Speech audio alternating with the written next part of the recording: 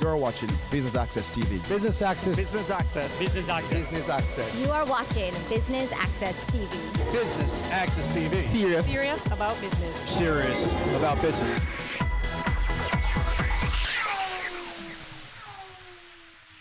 Welcome to another edition of Corporate Events. I'm your host, Amita Prasad Webb. Today we bring you the SEBI closeout event right here at the Venetian at the Terra Nova Hotel. Please stay tuned for highlights.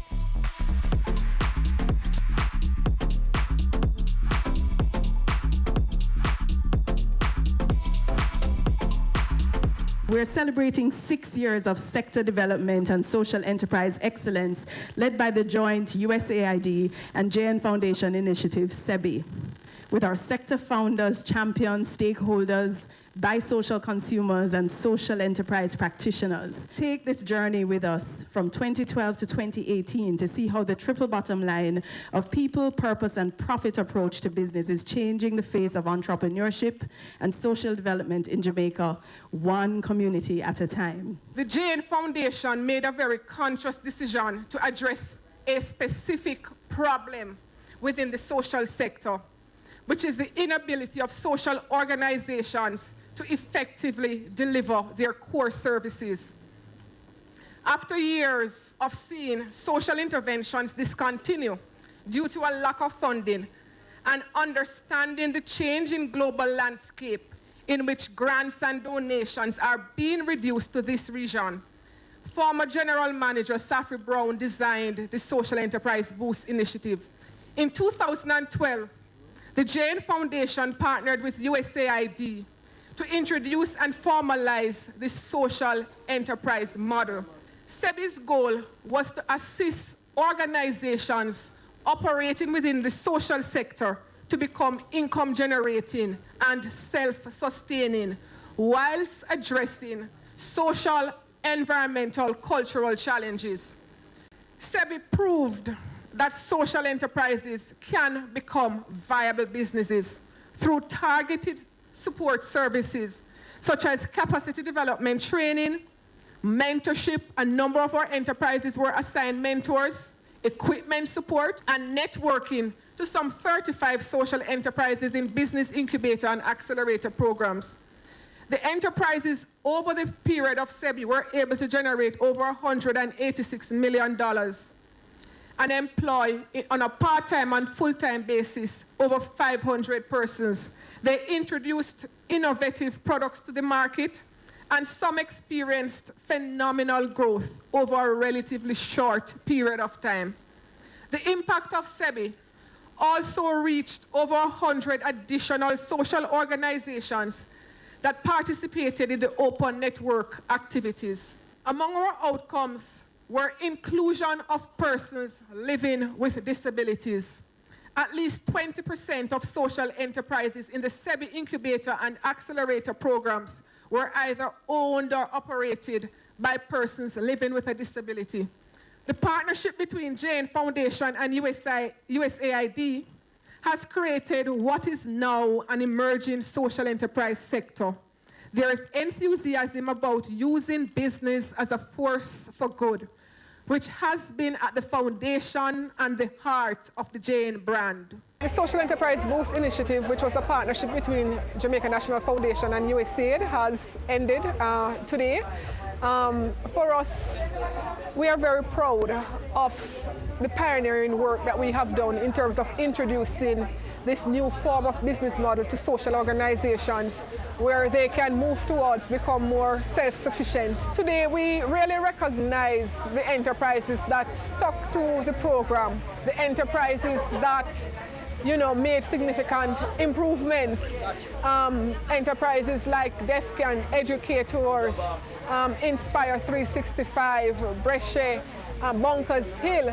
The JN Foundation has really always done things differently, not afraid to take on new areas, new ideas, and SEBI, Social Enterprise, was another testament to the kind of innovative work that the foundation does. So talk to us about SEBI, how it came about, and what was happening at the time for it to, or why people felt that it needed to come about.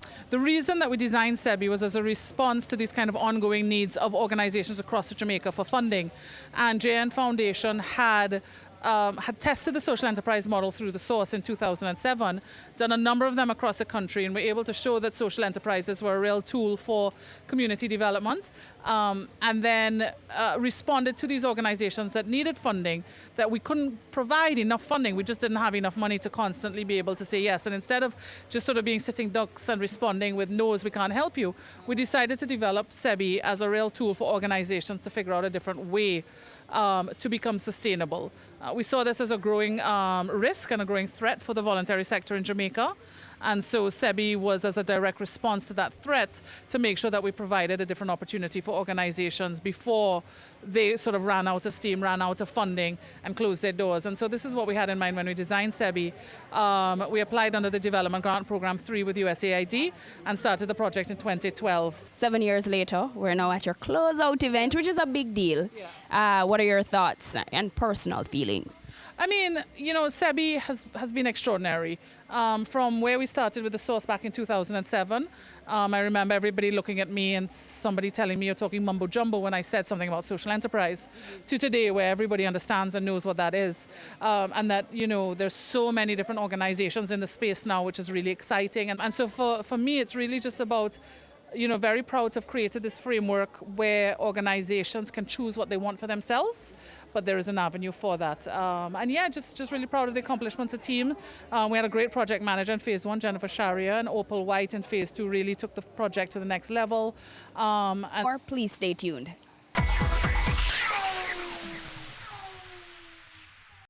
A place where we all can be proud to call home.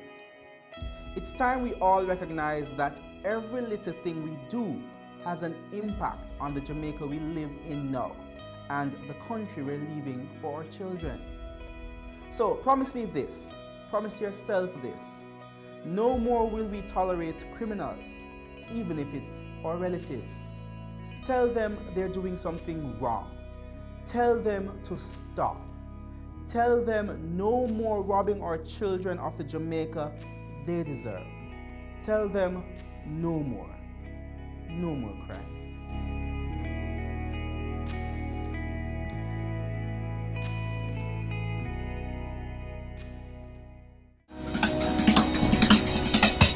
Cameo brings the creative industries to life, delighting creatives in different fields each week. Art. My life turns art. I breathe, I eat art. Fashion. Food. Without a customer, we're nothing but four walls. Music. Film. Cameo, only on Business Access TV. Welcome back to the SEBI closeout event right here at the Terra Nova Hotel. We go straight to stage.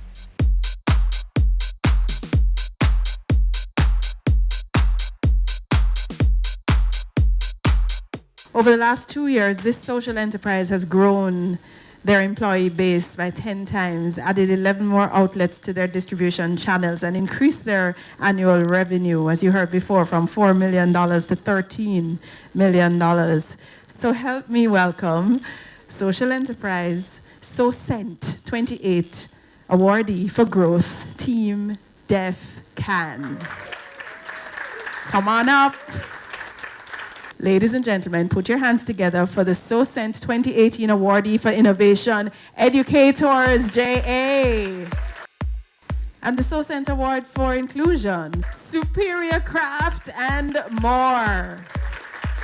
And next, the SOCENT Award 2018 for Rural Generation. Next Step Lifelong Educational Services. The SOCENT 2018 Media Champion, Ralston Hyman. Thank you so much, Ralston. Come on up. And the SOCENT 2018 Public Sector Champion, Charmaine Brim of the Planning Institute of Jamaica. Thank you for your passion The SOCENT 2018 Private Sector Champion. That one goes to the Jamaica Stock Exchange. We're going to be handing out some certificates to all the participants of SEBI. We call them our pioneers.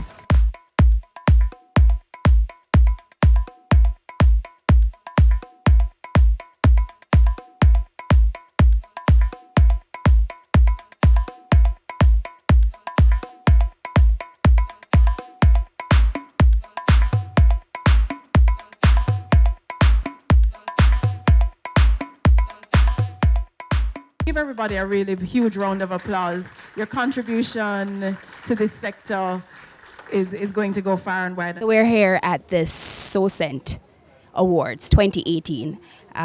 You're an awardee today. Talk to us about that. Yeah, it was very encouraging, affirming. We were awarded for growth, and now fast forward 2 years later, we have 14 full-time employees of 10 to 12 other youth that are engaged in part-time work and transitioning into full-time work when we have more opportunities for them. So being able to grow from 2 to 14 in 2 years has been an incredible achievement, a lot of hard work by our team, and is encouraging for us just to receive that award and have our youth be able to go up on stage and receive that award. It's a big deal and congratulations. In regards to DEFCAN being a part of SEBI, how exactly did they help move your business along? I mean, before we were involved in the SEBI program, we didn't really understand what social enterprise was all about. Gotcha. We didn't understand it as a sector. We did not start DEFCAN Coffee with the goal of being a social enterprise. It was really just a reaction to the issues that we saw where our youth felt very much like they can't. Like, oh, I'm deaf, poor me, I can't. And it's like, no, you can. So it was mostly about reaching into the community and getting our youth to believe in themselves. But then as their confidence grew and we got involved in the SEBI network, got opportunities to do more events, started building partnerships, and our staff were working in other cafes and coffee shops in different locations, their confidence grew, and then the rest of society started recognizing them over and over and over again too.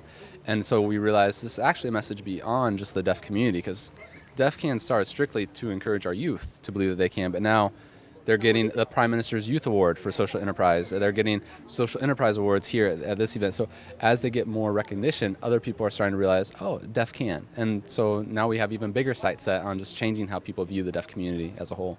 So DEFCAN, you're growing. What's next? Next for us is continued growth through partnerships. We have existing partnerships already in Kingston, in Portmore, in St. Elizabeth, in Montego Bay. And so if there is a company out there and all you want to do is serve good coffee, but you don't know where to start, you don't know what to do, there's not baristas in Jamaica readily available, come to us. We'll work with you, we'll develop solutions, and we'll provide a staff member that's trained already as a barista and help you serve the needs that you have with your customers. I extend on behalf of the JN Foundation our gratitude to the USAID for partnering with us on this project, and commend the SEBI and the JN Foundation teams for the seminal work that they have accomplished during the past 6 years to make this project a success. As Jamaicans, we can all play our part to help our social enterprises to excel in their businesses. That's what Buy Social campaign is all about. With all our financial support, these entities cannot thrive. When they succeed, Jamaica succeeds. Well, Jane, history. Start from helping the poor and people with problems. That's our history. And unlike giving handouts and charity, JN Foundation really felt that we want to be able to help those in communities who can't help themselves, to be able to empower them to be able to help themselves going forward. We were very lucky to have been able to have a partner in the USAID who saw and captured what we're trying to do is in terms of community development and also nation building. What it started in few areas, now it's nationwide, and you can see that we have hundreds of small groups who are now able to help themselves and to be able to turn a profit and be able to make useful lives for themselves. The relationship or the program with USAID has just come to a close. So the foundation is moving it or changing it from SEBI to SEJA. So this will continue. We will work with other groups in helping communities to grow and using the same model, since it has worked, and we're sure that it will continue to do well. So we're very happy in what we have seen, and you've seen the numbers of people that are turning out, with people turning hobbies into business, but also having social conscience or environmental importance, while at the same time making enough revenue to make the business sustainable. And that is what the difference in terms of from a social charity to social enterprise business. Your business matters. Business Access TV offers you the most innovative and effective advertising solution for your business, specializing in B2B sales, cost-effective solutions, the customers you want, the repetition you need. No matter the size and nature of your company, your business matters. Call us at 876-618-2870 or email us at sales@batvja.com.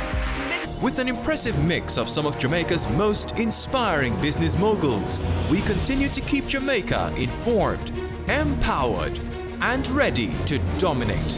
Tune in Sundays at 5 p.m. only on BATV. You're watching Business Access. Business Access. Business Access. Business Access TV. Serious about business.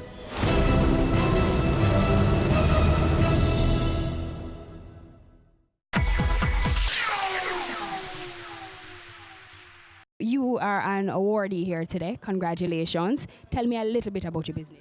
So next step is a social enterprise that's focused on youth engagement and employment. So we offer services such as coaching, training, speaking, and tutoring in the parish of St. Thomas and also anywhere in Jamaica or the region. You were an awardee here for rural regeneration. Talk to us about that. So we operate in rural Jamaica in the parish of St. Thomas, which is often underscored as a parish that is behind. So we have positioned ourselves as a social enterprise to be a part of the mission, to be a part of the change. And that started from my personal story where I had issues of self-worth growing up in a rural parish where there are so many rural stereotypes. And I looked around me and realized that the young people were equally affected just as I was. They were not delivering themselves as they should in terms of self-delivery and self-awareness. I wanted to make a change. Started a social enterprise that's really doing a great job. We partner with Heart Trust NTA, with the British Council, with various organizations that have similar mission to truly make a change while making profit. It's basically the end of SEBI. This is their closeout event. What are your thoughts on that and I guess your feelings? Well, SEBI has been a phenomenal support to our brand. So in terms of our brand presence and positioning from our look and our feel, we have gotten a lot of support. And they're also big on making sure that your capacity is built to match that powerful branding that we have at the front. So we had business mentorship. We were able to put in some systems that we did not have before. We actually know what the triple bottom line really means in terms of people, passion, profit. So we're taking care of our staff better, having the systems in place to make sure that inside and out that we are a powerful brand. That's the biggest thing that we have gotten from SEBI, and we're really looking forward to Social Enterprise JA. We're now well positioned to benefit from some of the support that will now come from the Social Stock Exchange and other movements that are taking place to strengthen the social enterprise movement in Jamaica. But what's next for next step? Well, for next step, we're looking at actually scaling up. Our services are now well packaged. So we have Ready, Set, Go coaching program, we have a Prep for PEP mobile clinic, and we have the CCC training package, which looks at communication and other 21st century skills. So that is now nicely and tightly packaged, something that we didn't have before. So now we're pushing it. We're getting more support from corporate brands who are now booking us for services. We have had just a few international engagements, but with now the branding and the presence that we have with SEBI, we are sure that a lot more regional and international engagements are coming. Talk to us a little bit about Educators JA. What exactly it is that you guys do? Well, Educators is an edtech and adventure tour company. We, in essence, make learning fun by providing people with experiential learning and gamified field trips that are powered by technology. So we are combining exploration with things like playing, technology, exercise, things like that. Yeah. You are the SOCENT Award winner today for innovation. Talk to us about that. So I think, as I said, because we combine exploring with the technology. It's not a virtual experience. It's more of people going outside, learning about their country. People are involved at the same time, but the phone is really what's different. Using your phone as a tool. We have an app called Adventures. So people can download this in the App Store. It's not available on iPhones as yet, but the app, in essence, allows you to explore, learn, and have fun. Talk to us about Educators Jamaica and your involvement with SEBI and how you've grown by being a part of SEBI. So apart from us making learning fun and giving people tours, our tours, we have a clear social mission, which is not only to educate youth, but to include them. Inclusion means giving tours to students or young people that wouldn't necessarily get a tour. Somebody who's homeless, somebody who's deaf, so we include them. We also employ them. So we have them as creative writers and tour guides. These are youngsters that we train and recruit ourselves, giving them skills that they can use elsewhere or with us. And SEBI is really the organization that discovered the social impact that we are having through our tours. They were the ones who molded us into a social enterprise. It's their final, their closeout event. What are your thoughts on that? I'm just happy to be here with people who we consider to be family at this point. We've grown with them. And I'm looking forward to what SAJA will do for not just Jamaica, but the region. I'm looking forward to seeing more people become aware of what a social enterprise is, more people coming into the space, but with innovative ideas, fun ideas, things that they would consider to be their talent and so forth. I'm just looking forward to more people making social impact through business. So it's purpose plus profit. That's what I'm looking forward to.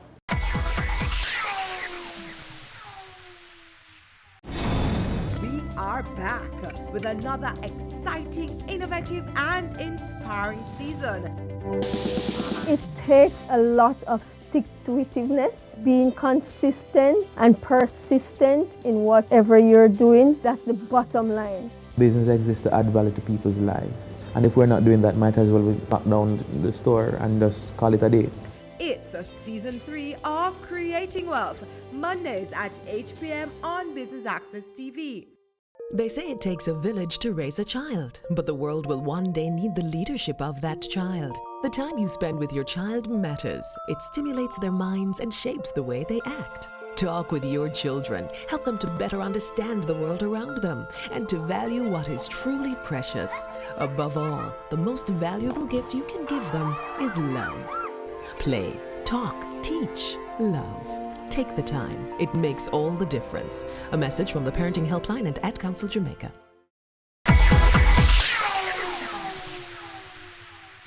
So we have with us Miss Charmaine Brim of the PIOJ, who is the Public Sector Champion Award right here at the SEBI Awards. Talk to us about that. What is your involvement with SEBI? JN Foundation actually engaged the PIOJ in 2015 around the premise of the work that they have been doing for the social sector and sharing with us some of the gaps that were in the sector. And one of them was the fact that there was no policy framework to support the sector. So we were actually successful in lobbying the Ministry of Industry, who, on the request of the Bank of Jamaica at the time, who wanted a limited review of the MSME and entrepreneurship policy, the PIOJ lobbied MICAF to have some consideration to include discussions around the social enterprise sector. And resulting from that, a new chapter was developed called the Social Value Creation.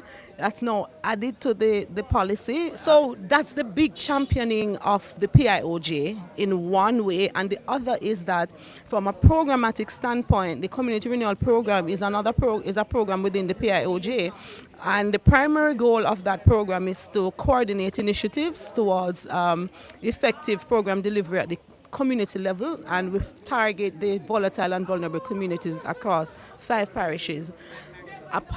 One of the key pillars under the Community Renewal Program is socio-economic development. And that includes looking at the strategy that deals with promoting entrepreneurship. So in the context of promoting entrepreneurship and looking for good business models that can advance sustainable development at the community level, then the social enterprise model was a good one for us as well. So it is a model that we have actually adopted And we have found that the model is a good one. It's a high growth model. And the idea is to continue what SEBI has started. We're going to be very much involved in the conversations with JN Foundation regarding SEJA as well. As you would have heard today, it is intended to be a multi-sectoral approach, right, kind of entity. So the conversation and the work continues. PSTO Mobility Center is a social enterprise boost initiative that caters for persons with disability, preferably persons with physical disability who use mobility aid products. So we are here to solve that problem for persons with disability. Talk to us about your involvement with SEBI. So as an organization, we as established as an organization, and then we see the needs of the disabled community not able to fit in society because of these challenges that comes with the wearing of the chairs or the crutches or the cane, whatever mobility needs there are. And so as an organization who advocate for persons with disability, we ensure that we represent them to the fullest. And so out of that, the Mobility Center was started. And then when SEBI came on board, of course, that was our opportunity to make ourselves visible and to be seen into what we do. So SEBI came with a lot of opportunity for us. It provided us with the skills we need. It provided with some of the tools and equipment that we need and the retraining areas that we had underlooked or overlooked. So we're happy for the partnership with SEBI. As you know, jobs are hard to get, and can you just imagine for someone with a disability unemployed? May have the skill, but access and other things may deter these business persons to employers. So here we are now with SEBI, creating employment and training for our members. That is a huge benefit within the disabled community when we can recognize our need and solve our needs. Disability is a state of mind. It's not a death sentence, a life sentence. So you live with your disability, you don't die with it. That's what I want to tell them. So this is an opportunity for them to get up and accept themselves as a person with a disability. Because you are a person first. I want you to know you are a person. There are responsibility that comes with being a person. So you're going to live to your fullest. That's my advice.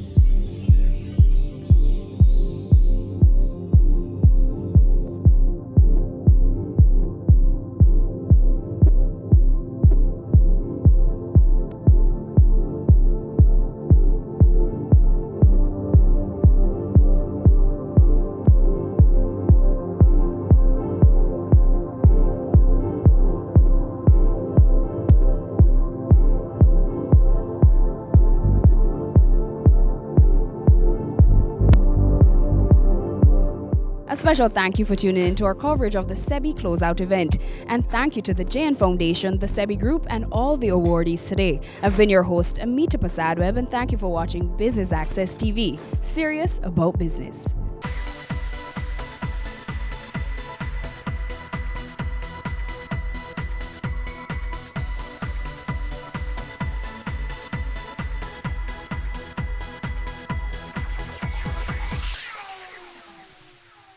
Ready for cable for as little as $100? Ready for no monthly cable bill? Ready for 10 TV channels absolutely free? Then pick up our Ready TV box at authorized stores for $4,500. Hook it up to your TV set, then top it up with Ready Credit for 1, 7, or 30 days. Buy now and get $1,000 free Ready Credit and start watching your favorite shows. Pick it up, hook it up, top it up. Ready TV. Prepaid cable TV when you're ready. Now serving Kingston and St. Catherine. Limited time offer while stocks last. Conditions apply. Violence is bad. Violence against our innocent little children is terrible. Pretending not to notice when we know or suspect that a child is suffering is awful and morally wrong. In the words of the great Nelson Mandela, there can be no keener realization of a nation's soul than the way in which it treats its children. Think about that for us. Move to stop violence against our children right now. No more.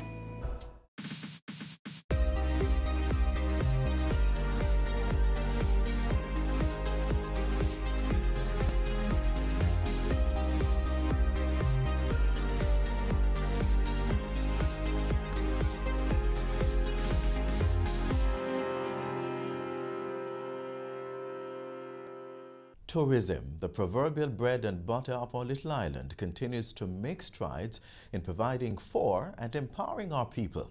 Coming up between the pages today, we show you how young people are benefiting through the Tourism Enhancement Fund's Summer Internship Program.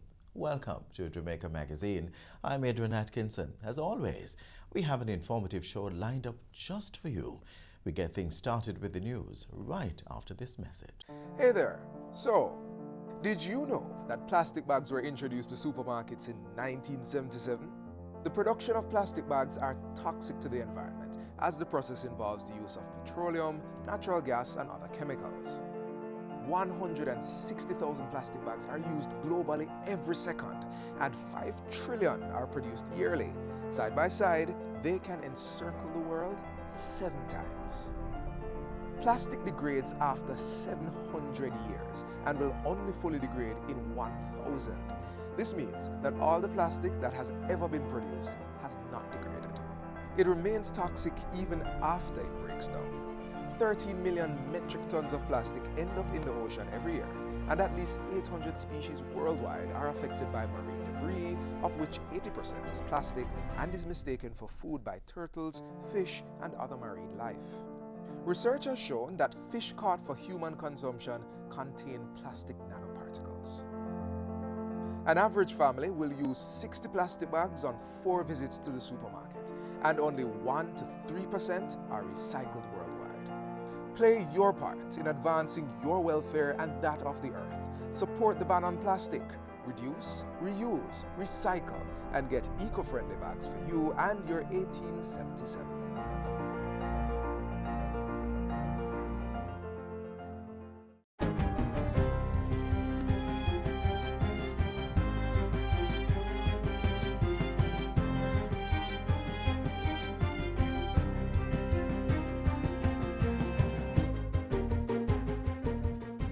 Good day, I'm Theodore Henry, and this is your JIS News for Tuesday, August 27.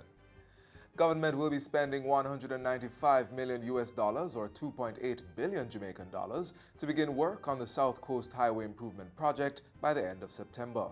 This initial segment will entail the rehabilitation of the 14-kilometer stretch of roadway from Harborview in Kingston to Cedar Valley in St. Thomas. China Harbour Engineering Company Limited, CHEC, is the major contractor and has subcontracted the work to 3 local companies. On Monday, government signed a 3-year contract with CHEC and the 3 subcontractors in a ceremony at Jamaica House. Prime Minister Andrew Holness says this project is part of government's strategic development plan for unlocking growth prospects in the East. We're not just making this massive investment of $195 million because we want to put down a lovely carpet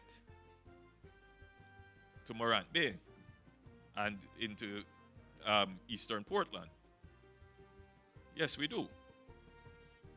But in terms of the wider development plan, we have historically pushed development to the west. We need now to push the development to the east. The section from Harborview to Yallahs Bridge will be widened to 4 lanes to include new and improved alignments. The existing main roads from Yallahs Bridge to Port Antonio and from Morant Bay to Cedar Valley will be rehabilitated.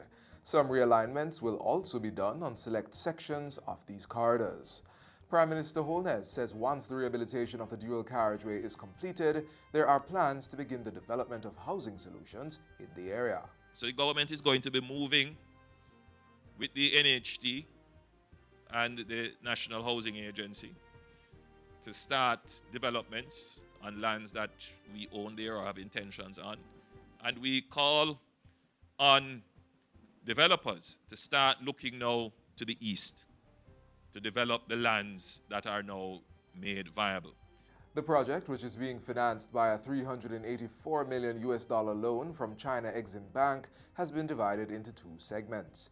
The other segment entails the western section of Highway 2000 from Maypen in Clarendon to Williamsfield in Manchester.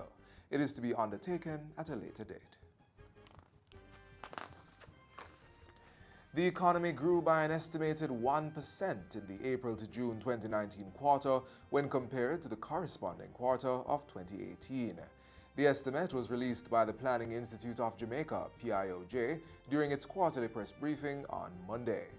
Director General Dr. Wayne Henry says this outturn extends the positive growth trend to 18 consecutive quarters over the last 4.5 years. The outturn for the quarter largely reflected 1. Increased capacity utilization at some industrial plants, such as the Petrojam refinery.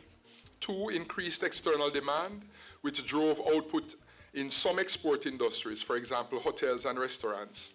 3. Increased domestic demand, facilitated by higher levels of employment, which facilitated growth in industries such as WR trim, finance and insurance services, manufacturing. And 4, the continued positive impact of the resumption of operations at Alpart, Jamaica's largest alumina refinery, albeit at a slower rate of growth.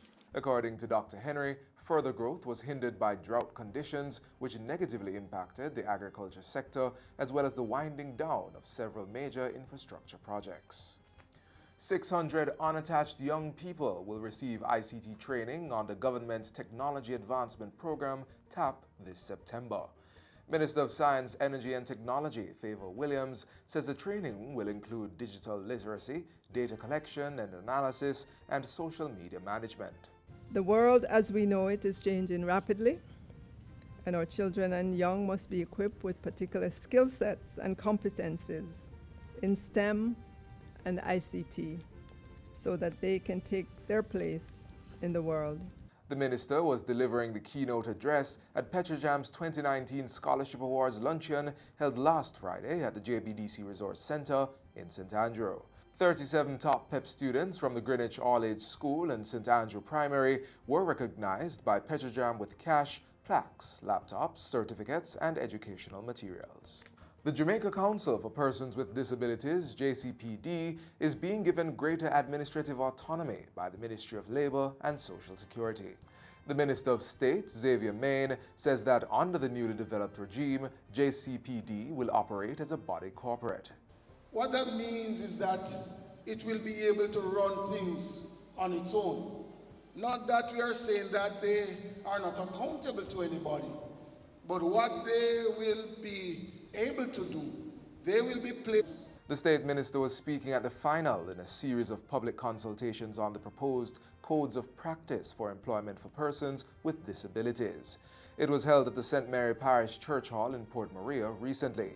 The codes are intended to provide guidance on the engagement and facilitation of persons with disabilities in the workplace.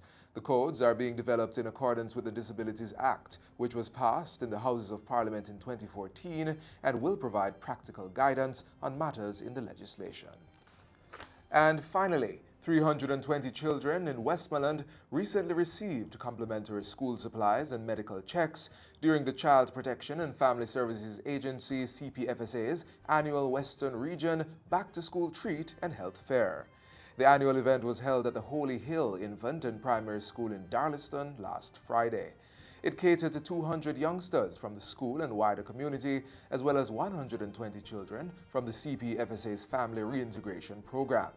They received backpacks filled with stationery and clothing and were treated to amusement rides, games, and snacks, among other goodies. In addition to fun activities for children, numerous health services such as routine school medicals, blood sugar and pressure checks, and eye screenings were done. Several stakeholder partners also made presentations to the children and their families throughout the day. It is educating the children about being safe when they're going back to school. We had the person from Ministry of Labour and Social Security PATH who shared about the benefits under that program as well. And then we had somebody talking about from PMI talking about conflict resolution.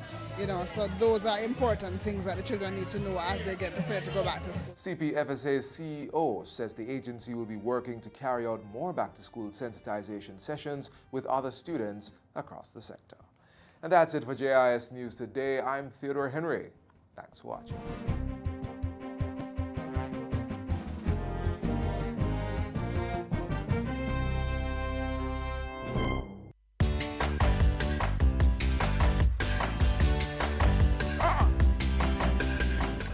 How we run go?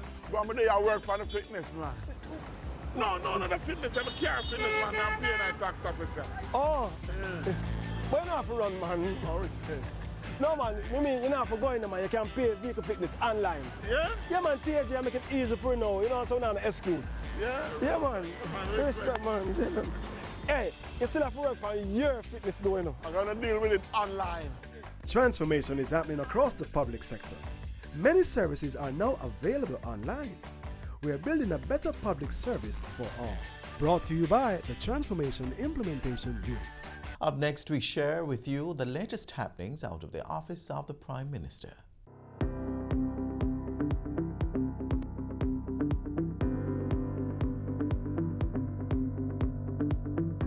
Georges River Bridge renovated.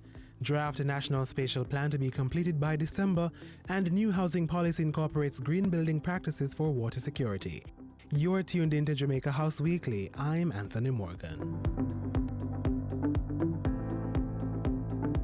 So welcoming that you would scarcely believe that this area is going to be the next great tourism area in Jamaica.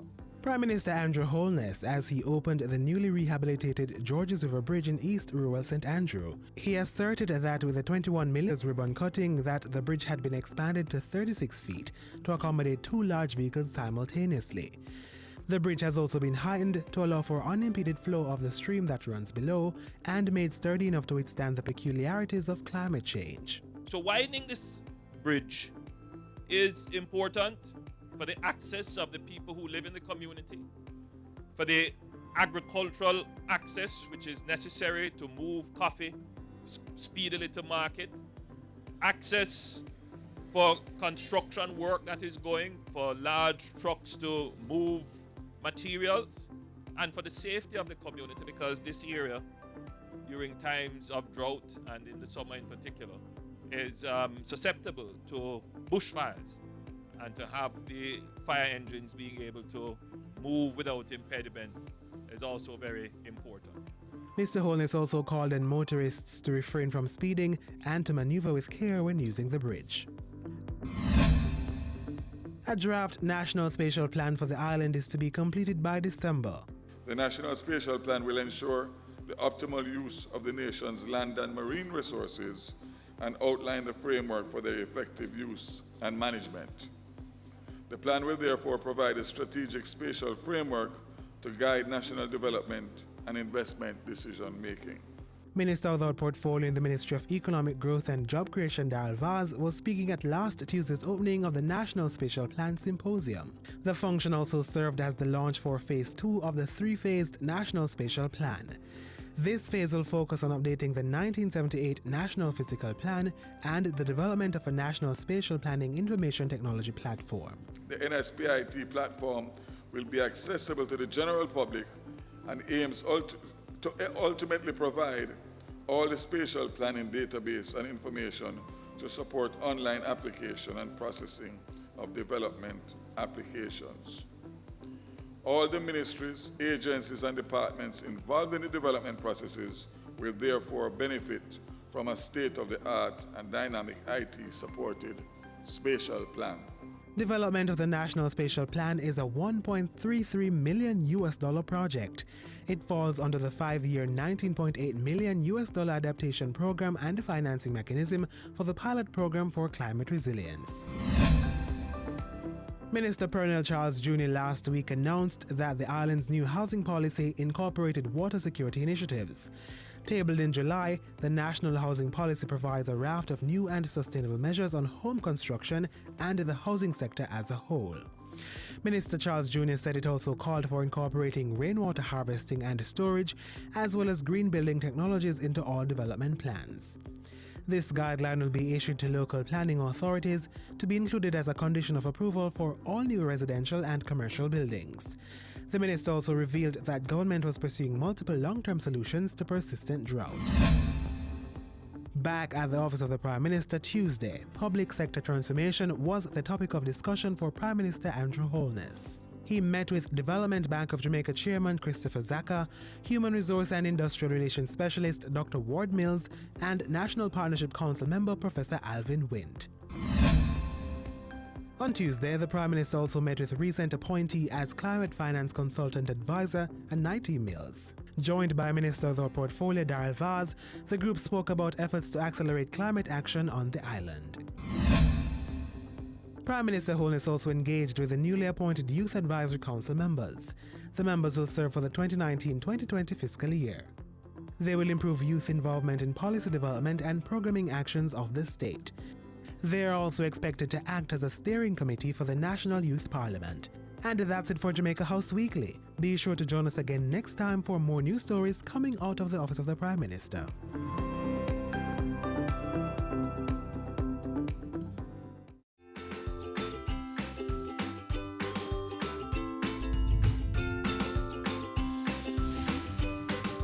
This time last week, we celebrated the young people who successfully completed their summer internships arranged by the Tourism Enhancement Fund, TEF. Today, let's learn more about how this program has been giving thousands of young people useful experience and an opportunity to earn while they're on holidays. This year, we celebrate 12 years of internship, and it remains a testimony of what leadership, vision, and commitment can achieve.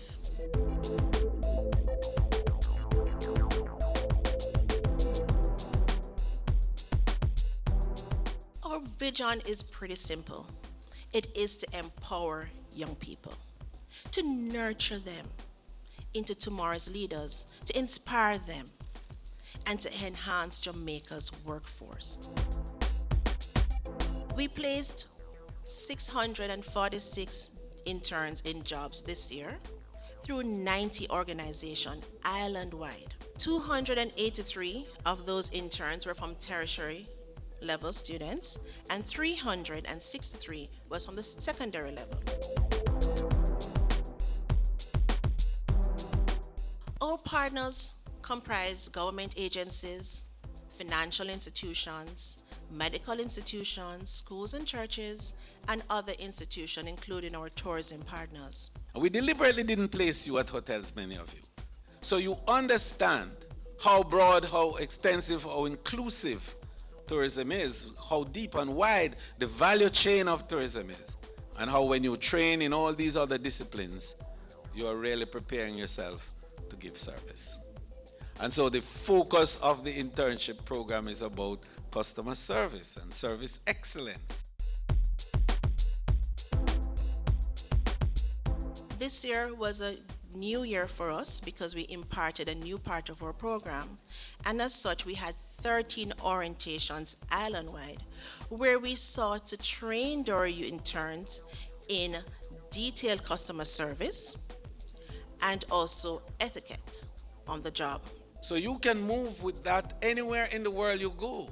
It really helped. This year I noticed I didn't have much to do in terms of grooming and so on and so forth, because they came, and I think it's because of the 2 days workshop, they were ready. I am proud to say also that from the internship program, we have employed 2 persons. One in the administrative area and one in the clinical area. And what has happened is that you have been made to have a very practical and hands-on appreciation of the moving parts, the many moving parts that must come together seamlessly to create the tourism experience that we sell to the world. And so therefore, when we do these summer internship programs, is to expose you to these areas that are not in the hotel where traditionally you see tourism. At the end of the program, our interns were evaluated. And as a result of the evaluation, we have our lovely award ceremony today.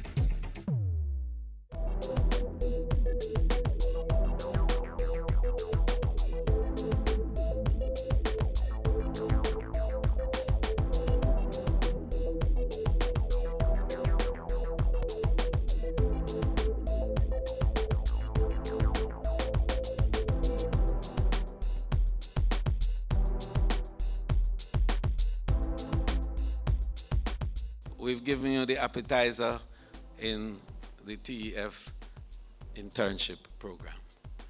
Now is your moment to indulge and taste this rich and sumptuous and delectable offering called tourism.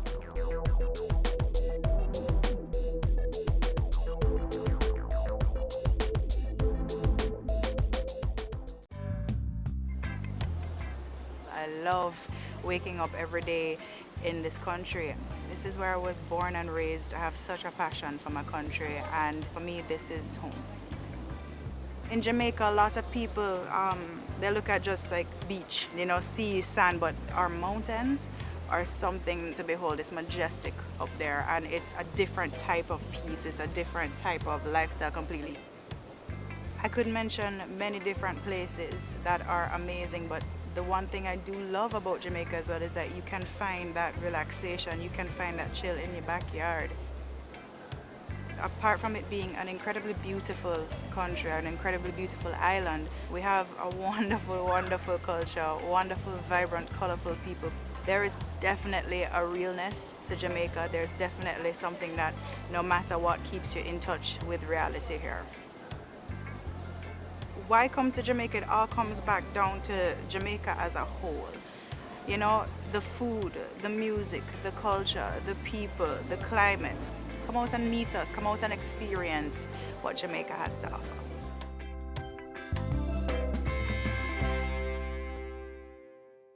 Continuing on the subject of tourism, did you know that Devon House was declared a gastronomic center? That's right. And this is all part of government's thrust to capitalize on our vibrant cuisine as a means of attracting visitors to our shores.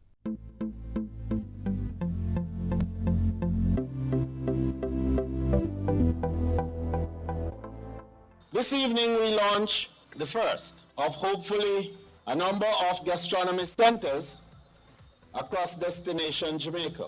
We selected Devon House to be the start, not only because it is unique in its own offerings, we also selected Devon House because it's in the center of commerce and entertainment and culture in the Caribbean, the city of Kingston.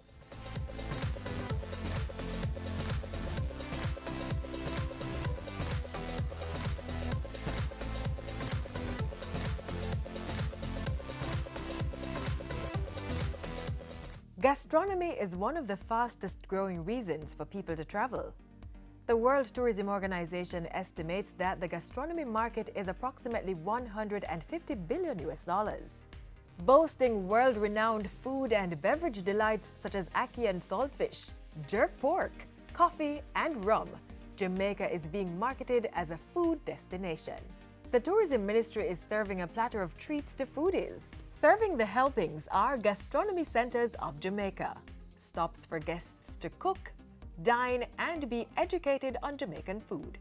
We're going to be establishing here at Devon House the first gastronomy club, and we will be building a special kitchen so that dream of putting the first standalone kitchen without a chef, without a cook, without anyone except those who will see to its skempness throughout the period.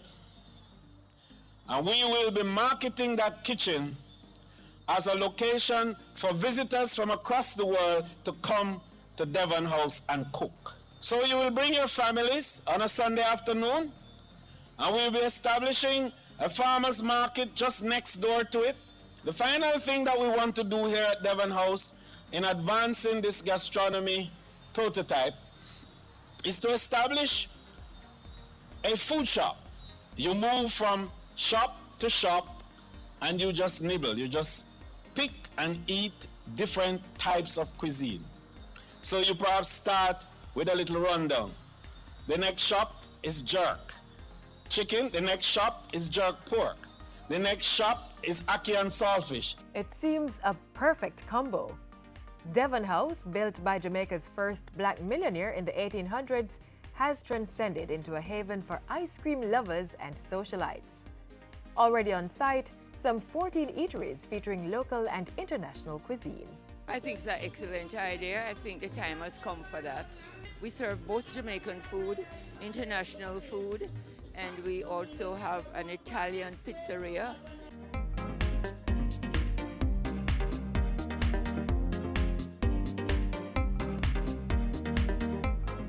Voila. What we do is a thin crust pizza with fresh dough, daily prepared. And we combine it with the Jamaican flavors. So like the Jamaican pizza is ackee and callaloo, or jerk pork, jerk chicken. We also do Hawaiian, pepperoni. So we try to please all kind of parts. It's a fabulous idea. One, because Devon House has such rich history. And I believe that it's in line with our culture. It's just whatever it is that comes and intertwines together as one. You know, food, culture, music is a lifestyle. I know it's going to be much more exciting. I believe what the Ministry of Tourism have done so far in terms of the improvement on the property is just amazing, and I just know it's going to get better as it goes along. The other retail shops that are here is also a wonderful combination. The atmosphere is great. We love it for Rev Jewelry and Accessories because it lends to the energy and the synergy of what we have to offer. So I'm very happy about this move. It's an absolutely amazing idea. If we can bring gastronomy and market that as a tourism destination or as a tourist choice rather, that would be amazing. The thought of persons in Jamaica and all that has always been, why is our food not more out there, Why isn't that more people coming just for the food? So, with the minister's vision, it was really about putting that plan into reality. So happy that the minister has been able to fuse food across the world, Jamaican with Chinese, Jamaican with Italian, Jamaican with Indian, Jamaican with French. Any cuisine across the world, we can fuse it with some of our jerk seasoning or some things that are synonymous to Jamaica. We are particularly happy at this initiative by our minister.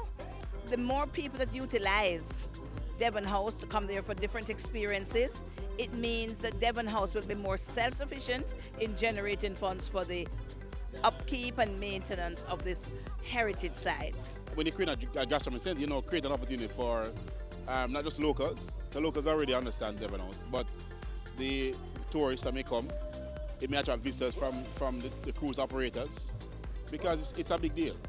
And I think it's something that we need to push and drive, because the history and culture of Devon House actually fits very well with the new model, the new proposed model.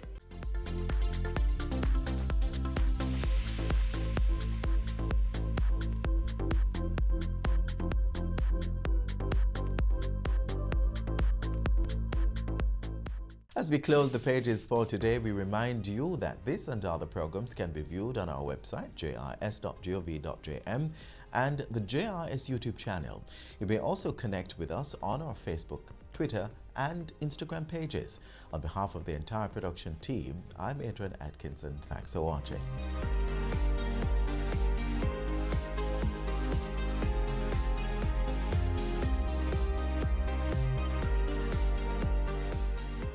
This has been a production of the Jamaica Information Service, the voice of Jamaica.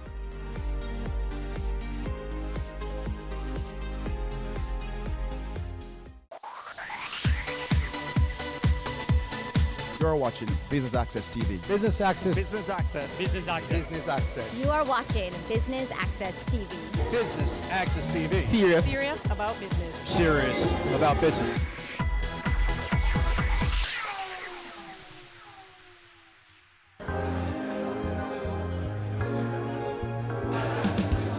Business Access TV is here at the 14th Regional Investment and Capital Markets Conference and the launch of the Jamaica Social Stock Exchange. This year's conference is governed under the theme, Expanding Our Borders, Securing Our Investment. I'm Javon Keys, and I'll be bringing you the happenings of this year's conference.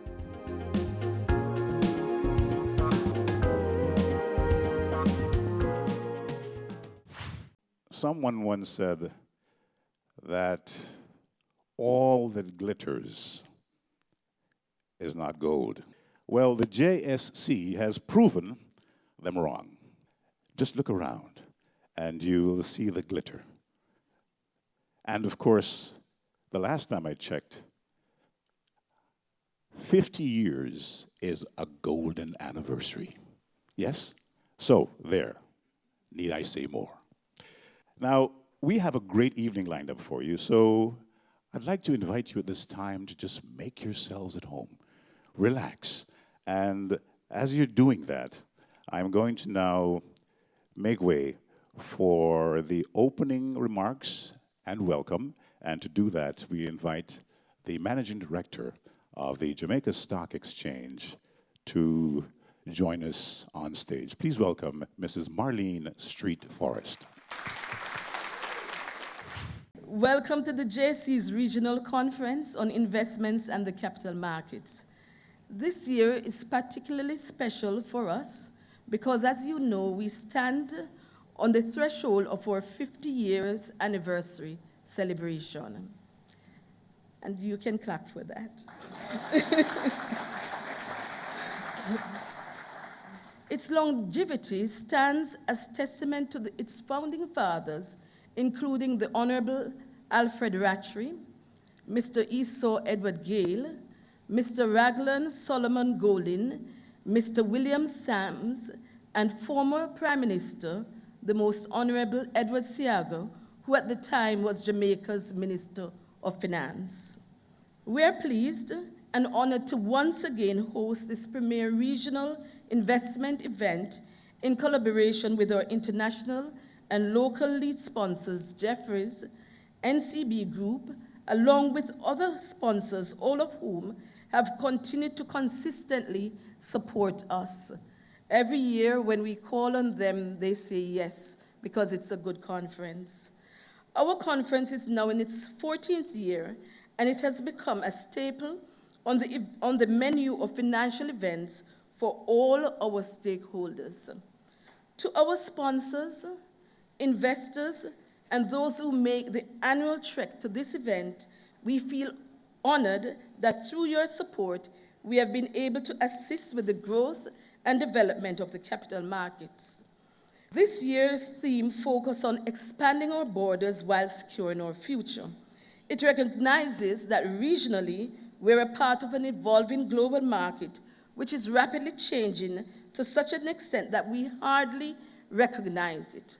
However, it is imperative that we embrace it if we are to achieve real economic growth and prosperity. We know that as a region, we are small, given our combined population compared to the larger, more developed markets. But the size of a population should not matter in the context of globalization, where equality can be driven by technology, which has itself altered what was considered normal. A normal where capital flows to market considered to be developed. But now with technology, normal can mean that capital flows to our markets. What if our region were to be seized of the fact that capital can and will flow into our markets if we reposition ourselves and beckon investors globally to a region where capital sustainability is practiced and where there is a balance between financial and social returns, which itself accelerate growth. And it is to this end that we are going to be launching the Jamaica Social Stock Exchange, because we feel that capital will come to our market whilst we promulgate the social. This concept of social impact investing having a place beside our financial investing, while fairly new, when practiced, shows positive correlation between capital efficiency and social advancement. Social inequality matters economically, as countries with greater levels of inequality are more economically fragile. This means the capital market and players within it who can merge technology, products and services, innovating a symbiotic relationship between capital and social, will ensure that our regional economies achieve exponential growth. It is within this context that the Jamaica Stock Exchange will launch the Jamaica Social Stock Exchange this evening, as we believe that we must play a role in this value chain. Further, as a member of the UN Sustainable Stock Exchanges, we are charged with a mission to assist in achieving the UN Sustainable Development Goals. This social stock exchange intends to link social and financial capital by facilitating a platform and an inclusive framework for social returns through donations and social and financial returns through social impact investing. Again, welcome and enjoy the rest of the evening's proceedings.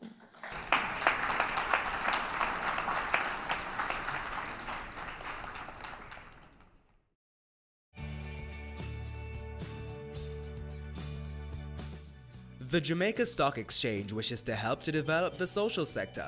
To that end, they have formed the Jamaica Social Stock Exchange, which is a safe, efficient, and transparent platform that aims to promote social projects that build Jamaica and will inure to the benefit of all persons living in the country. The Jamaica Stock Exchange is a company that encourages and mobilizes capital for the main market. And that is the market that is not the social sector. Now, the Jamaica Social Stock Exchange is really geared towards the social sector to help to solve social problems in the field of health, education, about children, environment. Those are some of the things that we consider social problems. And so it is to mobilize the capital, allow persons who have a desire to invest in a social good, to invest in the social stock exchange.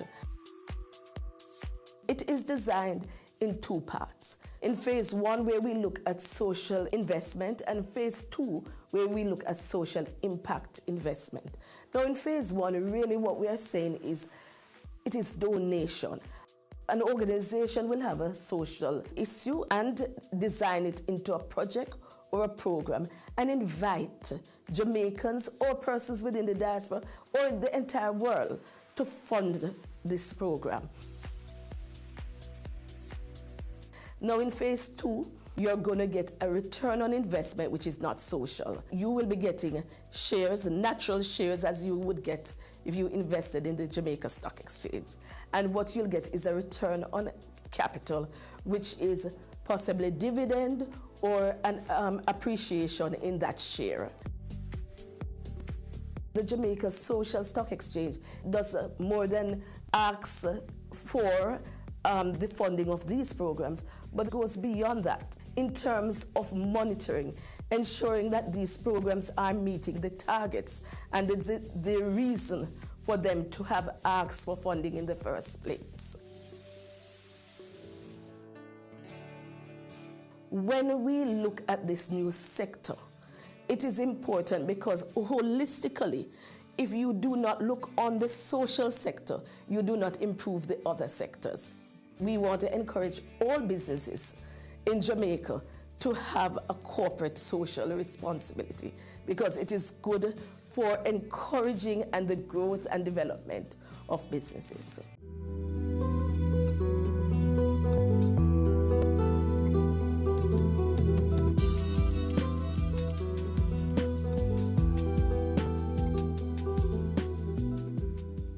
Stay with us. More happenings from the 14th Regional Capital Market and Investment Conference and the launch of the Jamaica Social Stock Exchange. We'll be right back.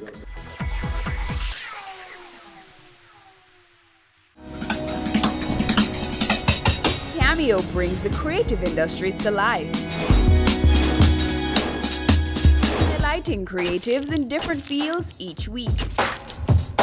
Art. My life turns art. I breathe, I eat art. Fashion. Food. Without a customer, we're nothing but four walls. Music. Film. Cameo, only on Business Access TV. Welcome back. If you're just joining us, you're tuned into BATV's coverage of the 14th Regional Investment and Capital Market Conference and the launch of the Jamaica Social Stock Exchange. Let's head to the stage where we'll have the chairman's address. Effective diversification follows a key principle that risk is inversely related to the number of differentiated types of assets that make up the product. To really have a well-diversified product means to add strength or a backbone to the product by giving it sufficient variety and optimal mix which can withstand the conditions posed by those risks we can and those we cannot control. A good way to look at your product, and by extension your organization, is to see it as a sum of parts. Is each component so unique that it achieves a different purpose, or are all components doing the same thing? Your product becomes a solution once you have achieved the sum of all parts. But at the heart of diversification, too, is financial inclusion. Making financial products and services and information available to all individuals, irrespective of their net worth, has to guide the way we craft our products and services. FinTech has quickly become an integral tool in facilitating financial inclusion, especially among today's customers who want high quality, low cost, and convenient alternatives, and whose lives are centered on technology. The growth we need to achieve within the region will not come by offering financial opportunities only to the wealthy. Economic growth is fueled when everyone has a chance to participate. When carefully diversifying our product, service, or portfolio, the word risk is unavoidably present. While risk means different things to different people, the common question, whether you are the financial service provider choosing assets to create a product or the consumer of the product, should always be, is it really worth the effort? We ask this question because in search of growth, there is always a temptation to search for growth. Because in search of growth, there is always a temptation to reach for the alternative with the highest returns, even when we know better. Bigger is better, we are sometimes told. However, real growth always carries a large element of sustainability and longevity that most times will not be achieved by chasing only supernormal returns. And we can all recall the Ponzi schemes, but I'll leave that for another session. Effective diversification of product offerings or revenue streams is therefore the only way to ensure sustainable, prosperity. Whether in the household, the firm, or the economy. Economic conditions are favorable. Interest rates are at all-time lows. Technology and the access to it has seen exponential growth. There is no better time than the present to reimagine the way we see growth or reshape our thinking to capabilities on these advancements, to capitalize on these advancements. The financial services industry in Jamaica has come a long way, and I must use this opportunity to commend industry players who have taken the strategic decision to become disruptors in the industry. You have all done varieties that are client-focused and relatable. The disruptive way of thinking needs to live in our DNA while we search for sustainable growth, as it opens up significant opportunities to reach new customers and expand the potential of all stakeholders. We do not have to look very far to see a shining example of product and service diversification than the Jamaica Stock Exchange. A few years ago, and few enough for me to remember at this age, the stock exchange was almost solely dependent on market activity revenue. A significant step was made in making decisions to diversify their financial service offerings, and the Jamaica Stock Exchange Group today is the largest offering of trust services in the country. It is a significant improvement, and apart from being number one for equity transaction, the stock exchange has transformed itself into an extremely profitable company through this diversification. What is the key takeaway, ladies and gentlemen?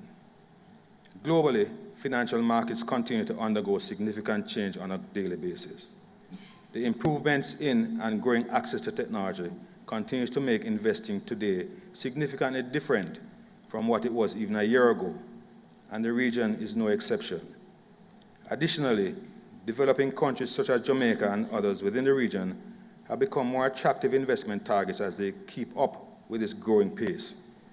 It now seems the norm for Jamaica's investing environment to make the international news, with our stock market beating returns everywhere else in the world, and more recently, the Bank of Jamaica's Beef It Inflation Target campaign. This confidence can help serve as a significant push in expanding our reach around the world.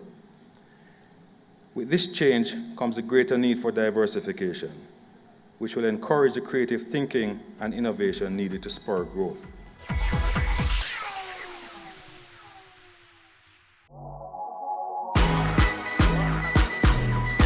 The Good Life, your trusted source for useful health and wellness information, lifestyle tips for the mind, body, and soul.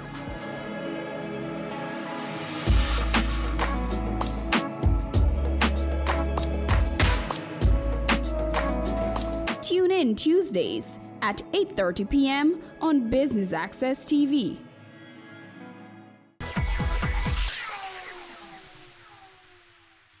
Welcome back to the 14th Regional Investment and Capital Market Conference and the launch of the Jamaica Social Stock Exchange. Let's head back to the stage. It's a pleasure to be here in the capacities of CEO of NCB Capital Markets and President of the Local Securities Lobby Group, the Jamaica Securities Dealers Association, JSDA. NCB Capital Markets is proud for our third consecutive year to be the lead local sponsor of the annual JSE conference. The conference is a staple in the capital markets calendar, not just locally, but regionally. And our continued association with this event tangibly demonstrates our commitment to the growth of the regional markets. The role of the capital markets and the importance of its various players in facilitating GDP growth is generally not understood or at best not fully appreciated. The starting point for any business enterprise is capital, or risk capital for emphasis.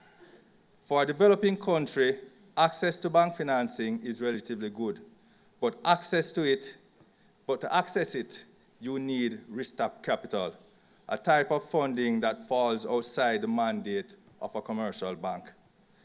Capital in the form of equity or some form of subordinated debt is a key ingredient in credit expansion. As such, the capital markets provides a bridge for those that are in need and those that have risk capital to invest.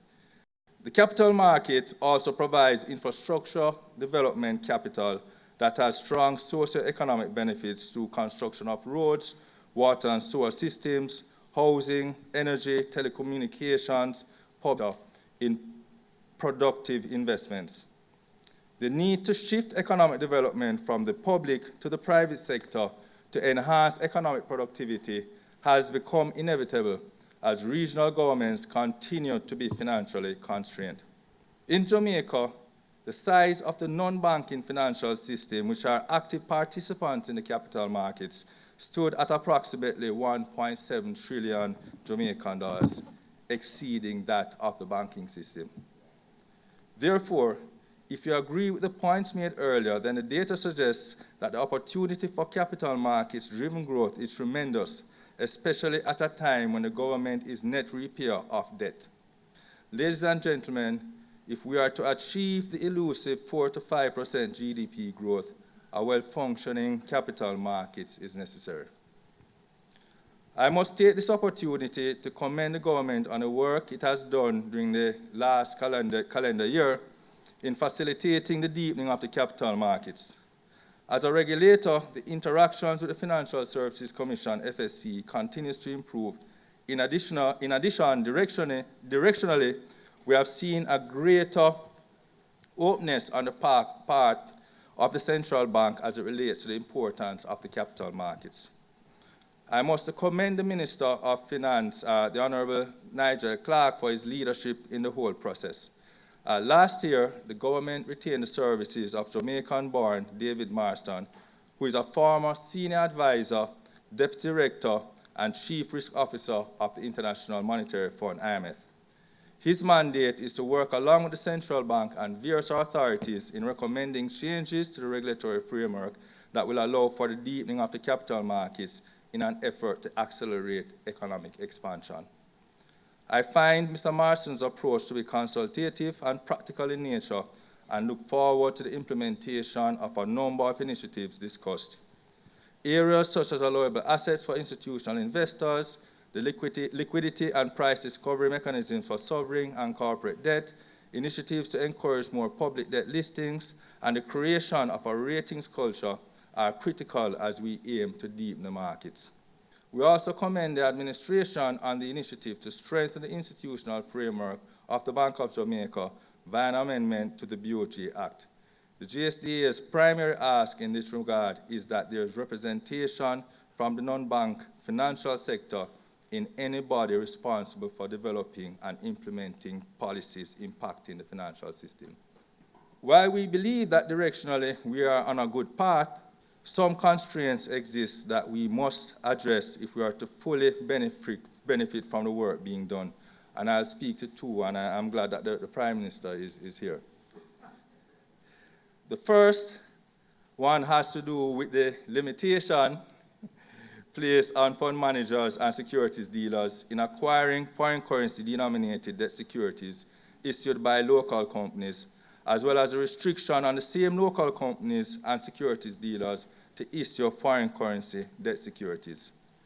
This goes counter to the notion of having a liberalized foreign currency market and is anti-competitive. We understand the concern regarding the potential impact of the capital markets on the foreign currency market. However, I want to make a few points. Given Jamaica's experience with foreign currency movement over the decades, making a significant dent on the level of dollarization in the financial system may very well take a generation. As such, for the foreseeable future, there will always be a pool of existing USD liquidity for corporates to tap into without investors having to convert from local currency to hard currency. There are companies that are natural borrowers of USD, such as BPOs and hotels, to name a few. And this is supported by banking data that shows 26% of loans are hard currency denominated. And if you were to look into the corporate space, that percentage is much higher. There are instances where a bank loan may not be the best fit. As such, these companies must tap into the capital markets.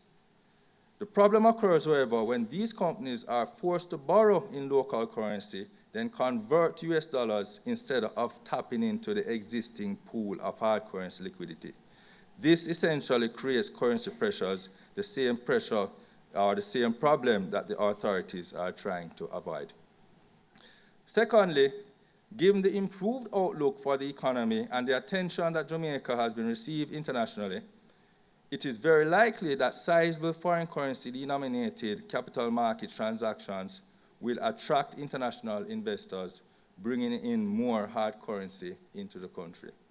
Thirdly, high net worth individuals that really want hard currency exposure will just simply move their funds overseas if there's a scarcity of quality local USD assets to invest in, creating a bigger problem, that of capital flight. We understand that the capital markets could cause occasional volatility in the foreign currency market. We, however, believe that the concern is overstated and that the residual risk is manageable. Our recommendation is to set a discrete time frame for relaxation of these restrictions. An appropriate time frame will allow stakeholders to plan to mitigate any resulting risk while fully capitalizing on the opportunities that will arise. The second matter that I want to discuss is that of tax inequality. As it is, regulated financial entities, with the exception of life insurance companies, are subject to a corporate income tax rate of 33 1/3%, compared to other companies taxed at 25%. Additionally, there is a tax on assets of 0.25%, which for income tax purposes is not a tax-deductible expense. As a matter of fact, a few years ago, when this tax rate was increased, some of our members had an effective tax rate of 60%. The inequality in the taxation, with asset tax in particular, came about at a time when the government of Jamaica embarked on programs to improve its fiscal situation. While the securities industry strongly opposed this implementation, one could see the government's reason for targeting the financial sector, given its transparent governance framework and a high compliance rate for the sector.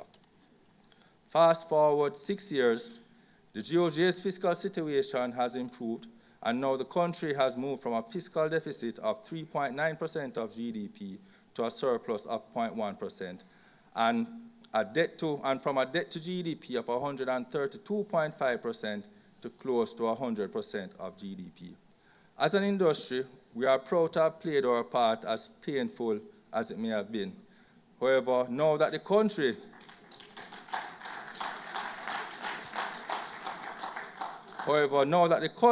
is on the right track, we believe it is now time to revisit this regime.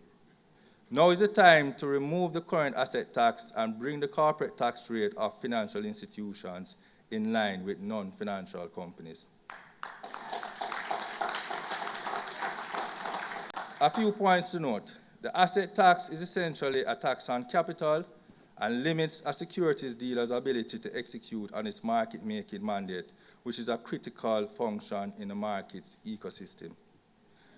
Further, this tax on capital is in addition to the slew of capital charges already implemented under the IMF program. Secondly, there is no other country in our region with this level of tax differentiation.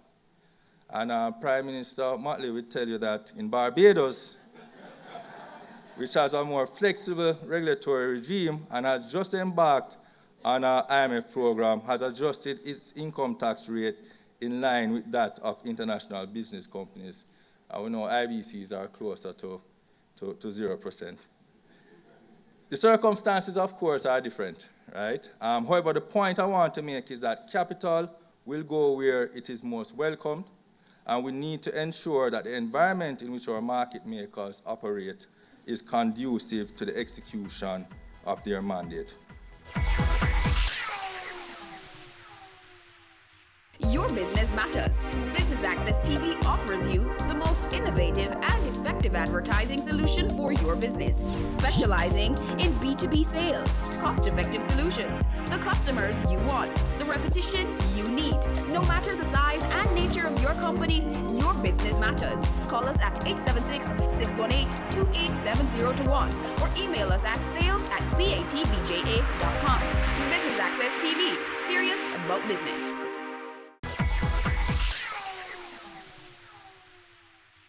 Before I close, it would be remiss of me not to take this opportunity to mention our NTB Capital Markets-led initiative geared towards deepening the capital markets. Over the past 2 years, financial years, we have been involved in over $1.7 billion worth of capital markets and structured products transactions across the region. Last year, we would have been involved in close to half of the entire Jamaican dollar denominated private placements in terms of value executed. And would have executed under the FXCs, would have also executed a similar percentage in value of equities traded on the Jamaica Stock Exchange. This year, we'll be focusing more on smaller business and market innovation. And the chairman spoke earlier about technology and being disruptive. In tandem with our commercial banking arm, there will be greater emphasis on capacity building for SMEs that have junior market listing potential. To kickstart this collaborative effort, we will waive or arrange fees for all junior market mandates signed with us between now and September 30 of this calendar year. So starting tonight, ladies and gentlemen, junior market IPOs arranged by us will be done free of broker fees. This demonstrates the NCB's financial group's commitment to our SMEs, as well as the further development of the equities markets and its potential impact on nation building. The second initiative involves digitizing the IPO process. 13 months ago, NCB Capital Markets had the distinction of executing the largest IPO in Jamaica's history. This IPO was done for Wisynco Limited, and we saw us processing over 8,000 applications, the most by far under the stock exchange dematerialized framework. The processing of these subscriptions was an administrative headache for both the NCB and the Jamaica Stock Exchange. As a result, the NCB team challenged itself to create a digital tool that could process an IPO that is 10 times that of Wisynco's in terms of applications in less than 1/10 of the time. Today, I can share with you that by the end of this calendar quarter, we'll have a paperless, end-to-end automated IPO solution plugged directly into the Jamaica Central Securities Depository. So imagine this: participating in an IPO online, whether from your home or at our location, that closes today, Tuesday, with 80,000 or more subscriptions, being able to know your allocation tomorrow, and with your refunds being remitted to you by Thursday of this week, a 2-day turnaround time. This, ladies and gentlemen, is a creation of an Amazon-like experience for investors, very fitting for the home of the world's best performing stock market. I want to take this opportunity to thank Mrs. Street Forest and Ms. Kelly and the JCSD team for helping us to make this dream a reality. In closing, the players in the capital markets stand ready and able to play their role. The evolution of our local capital markets over the years is a testament to that. I encourage the authorities to play a part in facilitating the market and its players so that we can collectively work together to move this economy away from incremental growth to growth that is transformational. Ladies and gentlemen, thank you for the continued interest in the JSE conference and by extension the development of the regional capital markets. On behalf of the Jamaica Stock Exchange, as well as my colleagues at Jefferies, I'd like to extend another heartfelt welcome to this year's special conference, 50 Years of Excellence. What an accomplishment for Jamaica Stock Exchange, as well as for the country itself. It is with great pride that during this golden celebration, I'm able to partake in this tremendous milestone. Yes, this will be our 14th year as lead sponsor, but in truth, my association with the Jamaica Stock Exchange actually began in 1998. So I feel especially honored to be asked to partake in this year's event, and Marlene, thank you very much. It is always our pleasure to begin the new year at this conference, and this year especially to mark this great occasion. Jefferies is a global investment banking firm with offices in over 30 cities worldwide and nearly 4,000 employees. Jefferies provides capital markets, financial advisory services, institutional brokerage, wealth management across the global spectrum. Prime Minister, according to the IMF, Jamaica debt is expected to be below 100% of GDP for the first time in over 18 years. You and your administration should be commended. Here in my second home of Jamaica, unemployment is at an all-time low of 8.4%, as well as economic growth forecasted at 1.5 to 2% for this fiscal year. With inflation now targeted between the 4 to 6% level, Jamaica is indeed on solid upward trajectory, and congrats must accompany these facts. My father always told me something. He said, when lessons have been learned, good things usually follow. And I think all the austerity that this country has gone through, those lessons have indeed been learned. 2018 was a year which Jamaica continued to integrate itself with international bond investors. As I highlighted on the stage last year, in 2017, Jamaica bonds significantly outperformed the MB Global benchmark of sovereign debt. In a year, the index was up sharply. That was nice. But here's something even better. In 2018, and this is very important, Jamaica outperformed the benchmark in a year where the benchmark was down sharply. The MB was down 4.6% in the last year, and the Jamaica sub-index was basically flat. I cannot stress enough how valuable that is to the global investment community. That has gotten the attention just like your stock market has. I mean, to have assets to go up when the market is strong is great. But when assets don't go down as sharply, when the rest of the index falls, it's fantastic. In other words, any investor who is overweighted in Jamaica actually generated positive alpha over the last 2 years. And that's a very important thing for the institutional world. Jamaica sovereign bonds had yet another milestone in 2018. By late in the year, they were trading roughly flat in terms of spreads to the likes of Trinidad. That is a staggering development for those of us that have been following the region for decades. Trinidad has historically traded at spreads that were hundreds of basis points tight to Jamaica. My point is this: Jamaica's credit has continued to improve. And why these rating agencies have failed to take proper notice of this is quite shocking to me, to put it mildly. I've actually been very vocal about that. I mean, there are only a handful of credits out there in all the sovereign world where there's actually reduction of GDP levels as we are speaking. So what can I say about 2019? Well, emerging market spreads are trading at their elevated levels to recent history, but with the ongoing weakening of the US dollar, I view these levels as very attractive.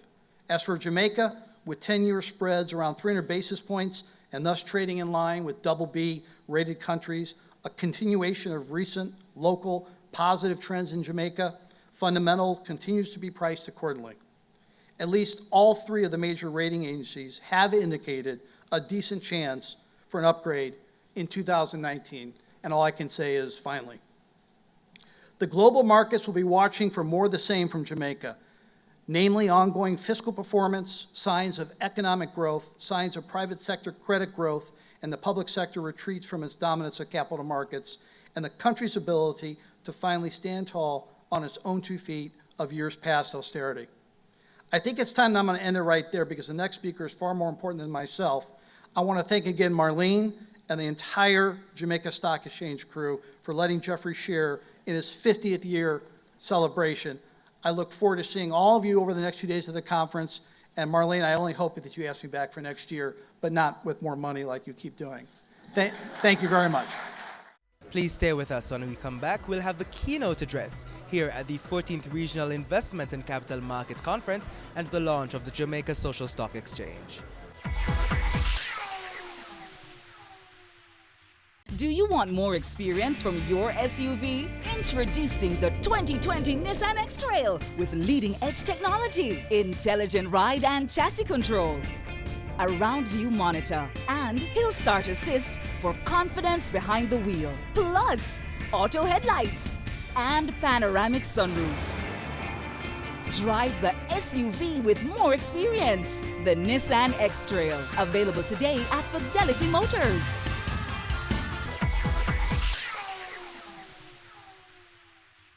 Ladies and gentlemen, good evening.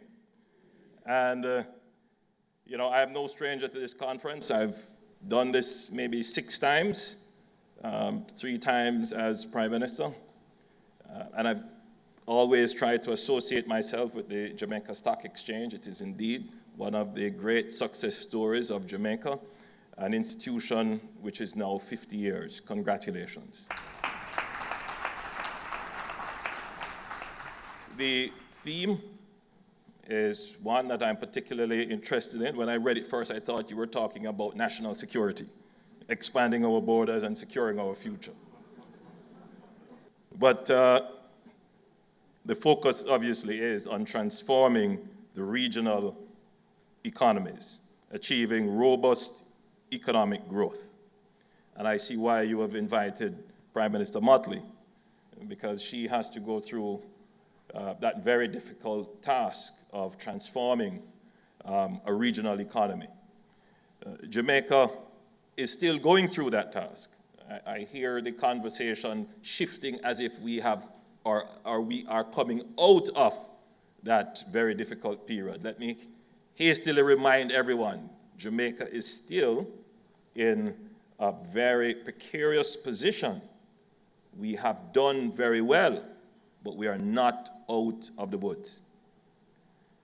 The theme is also important because CARICOM, our regional body, has had new life. I did my part, my chairmanship has ended, and Mia has come in with a burst of energy, and we have managed to do more than we have done in the last decade, in the last 2 years. Great changes have happened in CARICOM. The JSC continues to be one of the best performing exchanges in the world. This performance reflects the buoyancy and growing confidence in the Jamaican economy. The Jamaica Stock Exchange continues to send the signal that our investment community has the appetite, but more importantly, it has its stock market, its central bank. That kind of publicity is absolutely important, and not just portraying our country as a vacation destination, but also a place where serious business is taking place. News about our performance, it's not just superficial. Profound changes are happening in our economy. We have robust NIR, the highest has been in decades. We have low inflation rate. Now, I should point out that 2015 and 2018 were not the only times that the Jamaica Stock Exchange was #1 in the world. We were #1 in the world in the 1990s, somewhere about 1993. Don't quote me on that, but somewhere thereabouts. And of course, that was just before an incredible period of hyperinflation in our economy. So we were the fastest growing stock market in that period of time, but not with the same economic conditions as we have now.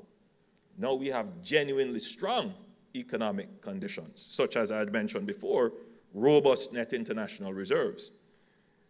But we have low inflation rates, exceptionally low inflation rates compared to the rest of the region, to the point where our target is 4 to 6%. And of course, you would have heard that we've missed the target. We got somewhere in about 2.4%. And the population is puzzled. Why is that a matter of concern? We should be celebrating that we have exceptionally low inflation. That's my view as well. But the economists will tell you that that is also a signal about aggregate demand and growth, the potential for growth in the economy. And so good economic management calls for the targeting of the inflation that you would like to achieve relative to the growth that you would like to achieve. We have a flexible exchange rate, genuinely classified, flexible exchange rate. Many persons are nervous about flexible exchange rates, but it's best for the economy. The rates are going up, they come down, they go up, they come down. That is just how a normally functioning market works.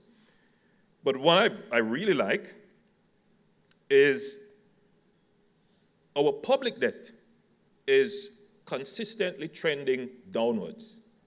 Gregory mentioned that we will be below 100% debt to GDP ratio by March when we announce the budget this year. You know, for those of you who may have forgotten, we are coming from the perilous levels of 141% of GDP,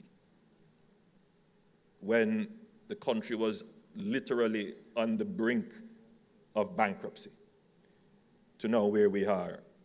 Of course, you know, I take no special credit. It is all of our sacrifice that have achieved this.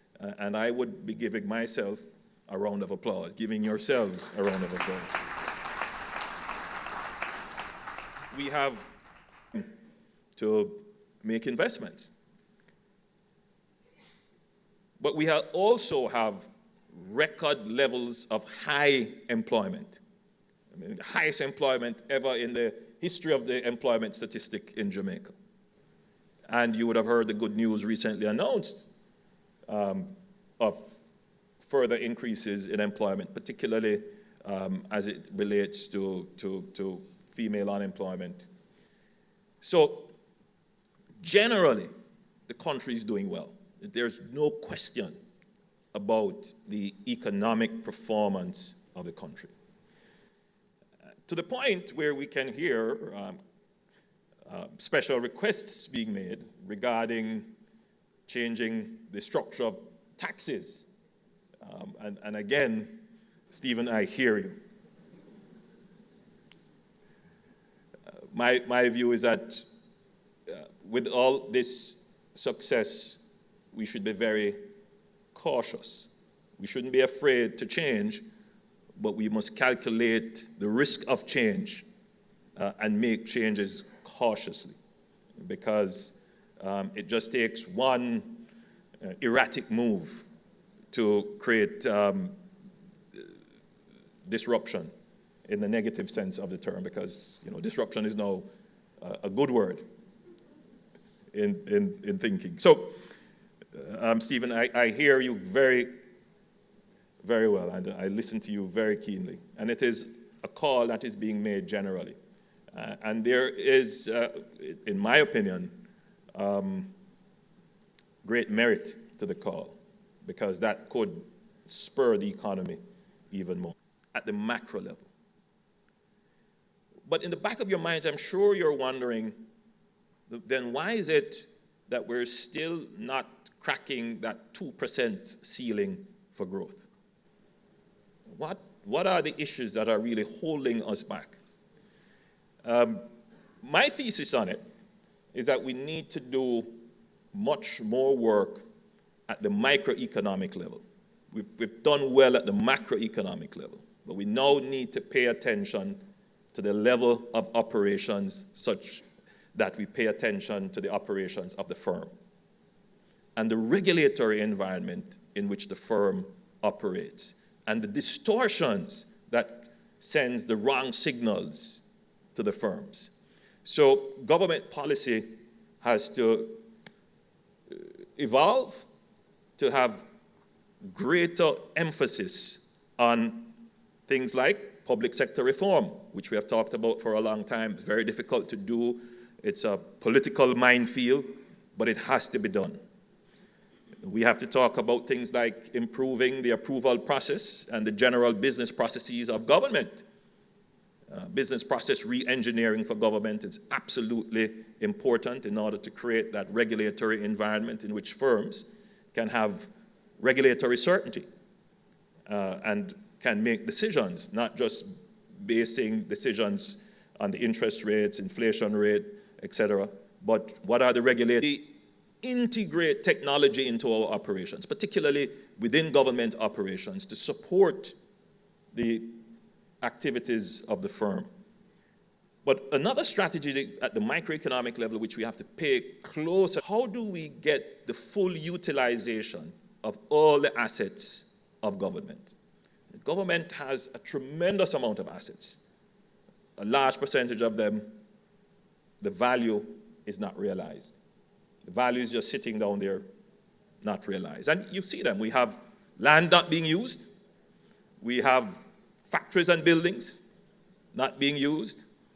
But we have value in companies that the public isn't seeing the value in them. Because in the mind of the public, these companies can't be traded.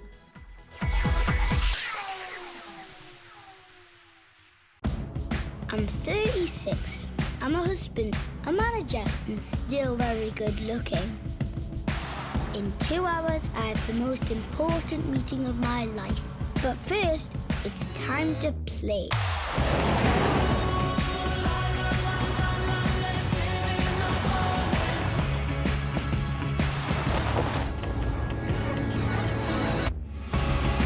The new Suzuki Vitara.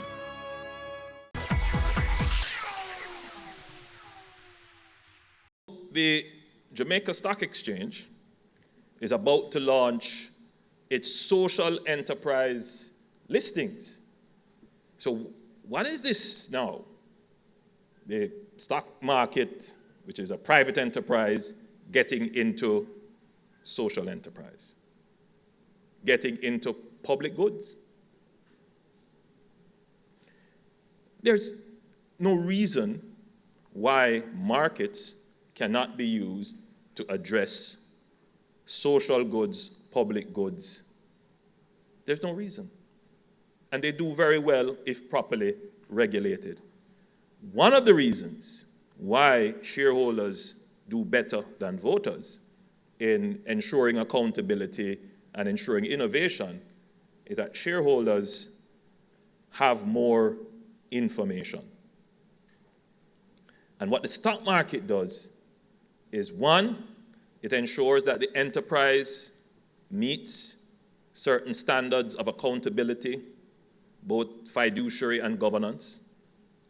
And it ensures that there is a market for information by law, and it connects interests. So the shareholders' interest is to ensure that they hold directors to account, and directors' interest is to make sure that they meet the shareholder requirement and they maximize whatever it is that is the objective. So with the social, the Jamaica Social Stock Exchange, those entities which will be listed would go through a rigorous process, a vetting process of ensuring that, for example, they have good institutional structures to ensure that the project themselves are feasible and make sense. And that gives a greater level of knowledge, of information, and assurance to persons who would want to invest. Because the error in people's mind is that people are only investing to make profits. There are persons who are investing to maximize other objectives. One objective could be social good. The truth is that we all do that from time to time. We give to a cause, whether it is they believe are important, that helps to, for example, create a memory for their name, for example. So on the social stock market, I would give, obviously, if I'm convinced that the objective, the social objective, is a good one, that my giving would not be in vain, that there is accountability for the resources that I am giving. And that would take away a lot of the cost of giving. Because then if you're giving large sums of money, you want to know that the objective to which you're giving, that the persons who have received the funds are using it for the cause. Having a stock market in place where the companies are listed, there is a process, a very rigorous process, that gives you a certain level of insurance. So I'm certain that the Agency for Inner City Renewal, EAR, Alpha School of Music, Choose Life International, Def Can Coffee, and Praise Jamaica.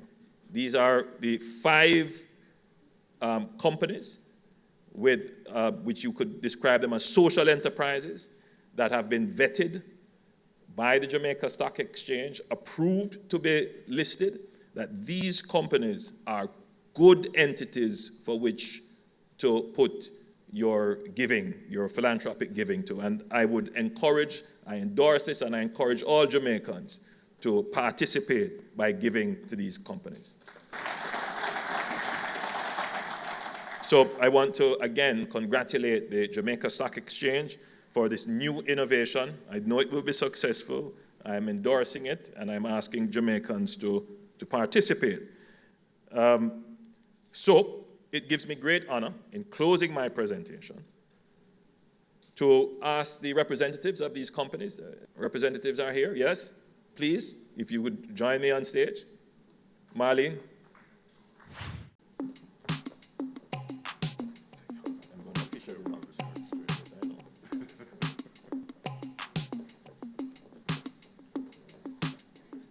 Of course, Professor Neville Ying is the chairman of the board of the new Social Capital Exchange. And these are representing the Jamaica Social Stock Exchange.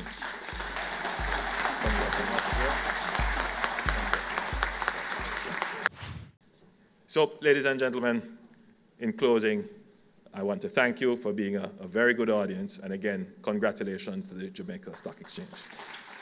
We've just wrapped things up here on the first day of the 14th Regional Investment and Capital Markets Conference and the launch of the Jamaica Social Stock Exchange. I've been your host, Javon Keys, and you're tuned into Business Access TV, serious about business.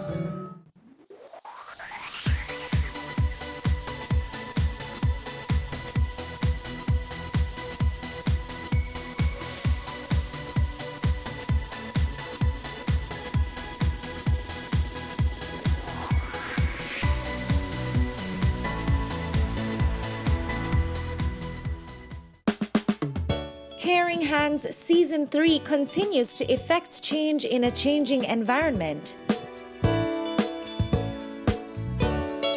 Many of us were raised by grandmothers, right? So, I mean, we know the wisdom that these people have. Going beyond business. The little leaders of today are our leaders of tomorrow. And with the proper education, we'll have very good leadership coming from that. That's Season 3 of Caring Hands, creating change and shaping lives, every Sunday at 5:30 p.m. on Business Access TV.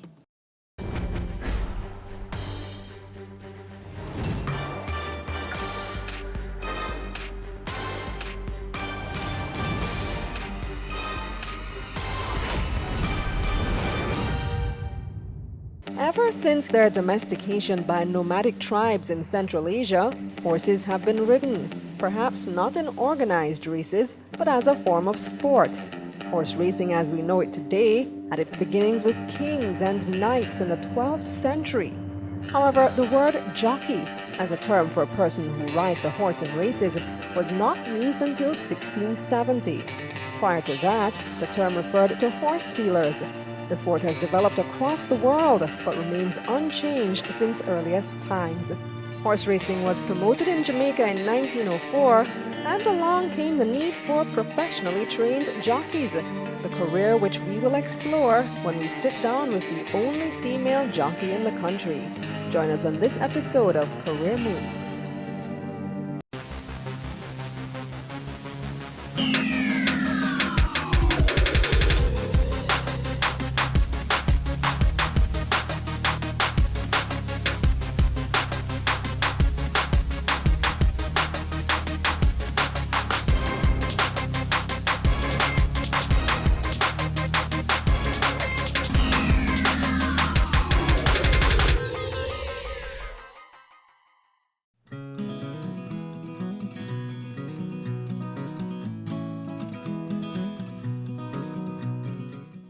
My name is Georgina Surgeon. I'm a jockey at Caymanas Track.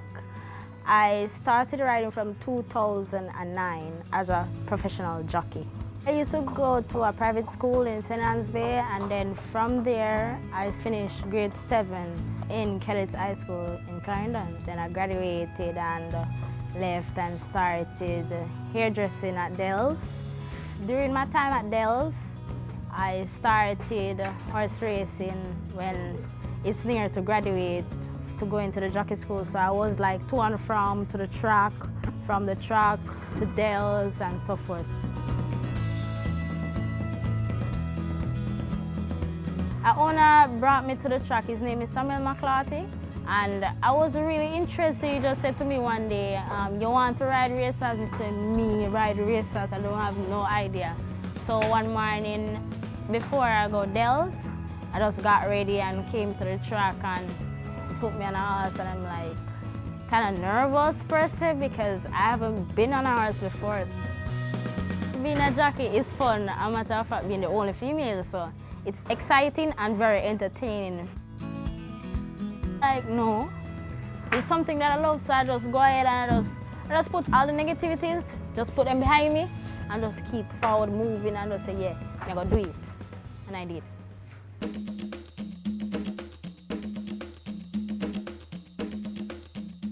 My name is Charles Huzzy. I'm the instructor for the Jockey's Apprentice School put on by the Jamaica Racing Commission. And this is an Equisizer, basically a mechanical horse, basically on springs and a solid base, invented by an ex-jockey by the name of Frankie Lavarda Jr. It was first developed for riders, jockeys, to warm up before a race, because you couldn't actually, on a race day, go and warm up your mount, what you're going to be riding. So this was a good tool to warm up and to bring you back from injuries. But once you get injuries a lot, as you know, it's the most dangerous sport in the world.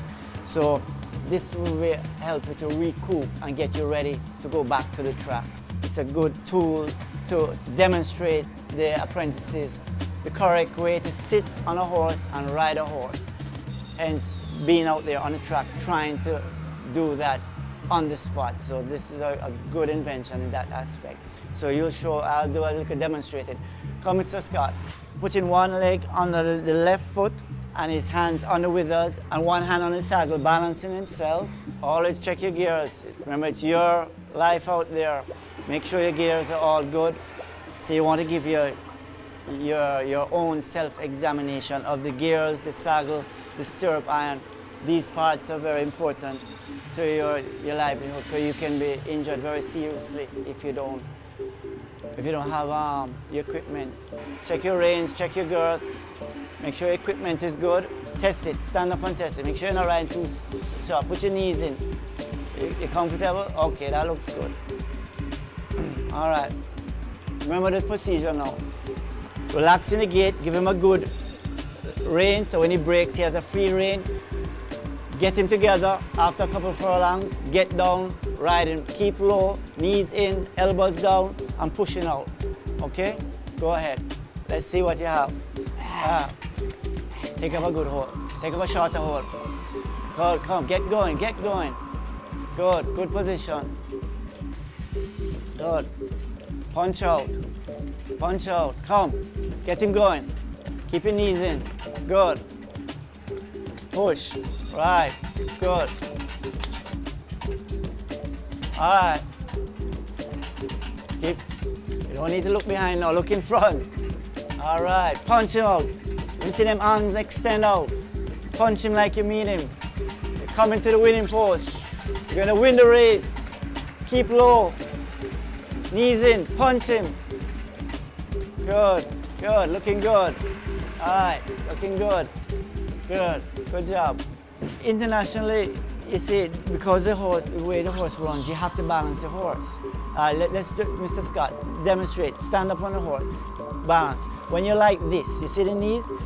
The weight is disproportionately even. You see his shoulder is in line with his knee, and the foot here, everything is in line here with the horses, with us. This is where the center of the horse is.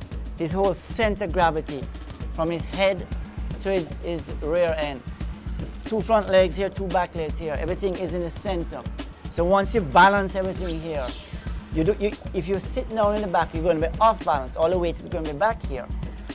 And you could probably say all the majority of weight is in the front. Well, it's not really, because that's where all the power is. The front legs that propels the horse, that's where all the power is. The back end has the power for moving off out the gate. That's why horses can excel out of a gate of a fast speed. They can go from 0 to 30 in very short time. If you're not a trained jockey, it's very hard to develop those muscles. And there's no exercise in the world you can simulate to get that exercise. You have to be on the horse. You have to do this. There's no gym equipment, nothing in the world to simulate putting your foot in that stirrup, holding that reins and riding. Nothing. I know that for a fact. We have students here who are well qualified to go to college and university and they choose this path. In this group, we have a guy with 7 CXC, but he wants to be a jockey. It's season 12, and Wealth Magazine Business Access is here to keep you business savvy. With an impressive mix of some of Jamaica's most inspiring business moguls, we continue to keep Jamaica informed, empowered, and ready to dominate. Tune in Sundays at 5 p.m. only on BATV. You're watching Business Access. Business Access. Business Access. Business Access TV. Serious about business.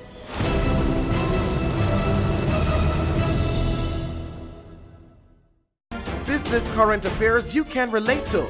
Frank, credible discussion. On point, dissecting the issues. Offering solutions to Jamaica's challenges. On Point, Thursdays at 8 p.m. on Business Access TV.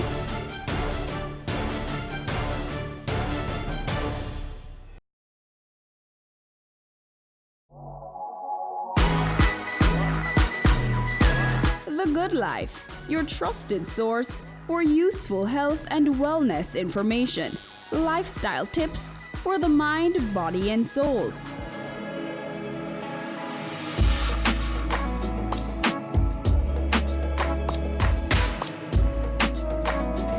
Tune in Tuesdays at 8:30 p.m. on Business Access TV.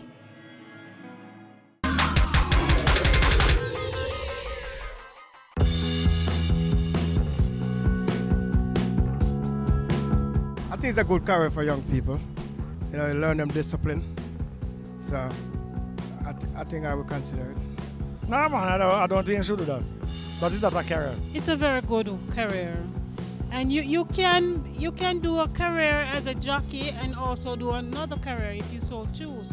I also have a brother that was a jockey. He's now a trainer, and he took it to America, where he owns his own horses. So it is a very good career. First and foremost, I don't see being a jockey as a career because we only have one racetrack in Jamaica, right? Which can only accommodate a few people. Yes? It's not my speed really, honestly. It's not a bad career. I mean, if you exercise and you know what you want, then you go for it. And if you can practice and get into the groove of the winning with the horse, then there's no problem. Second, it is very risky. You understand? And then I have not seen over the years where there is any benefit or insurance for those jockeys on the track. You understand? So in no sense I would advise young people to look at being a jockey as a career. Well, you can make money, yes, but for one, you have to be riding for the elite trainers. You know, because it's a business way. It's not like football or like cricket, you know? It's a limited amount of, purses ride us. Especially in Jamaica. No, I don't believe so, because if you look at it, if they get one race per week or say one race for the month, they're making less than minimum wage. So I don't see the point in that. One really feels that they can pursue that as a career and make money from it. I think they should go for it. But for me, it's not really my thing still. I would say if you like that field, then you go for it. It's not only a career as a nurse or a doctor. We also have to create other things than being a desk person or a doctor or a nurse. It's a living still yet. It's just living. Yeah, you can't make something out of it. If you can't ride it, I'll stay on it.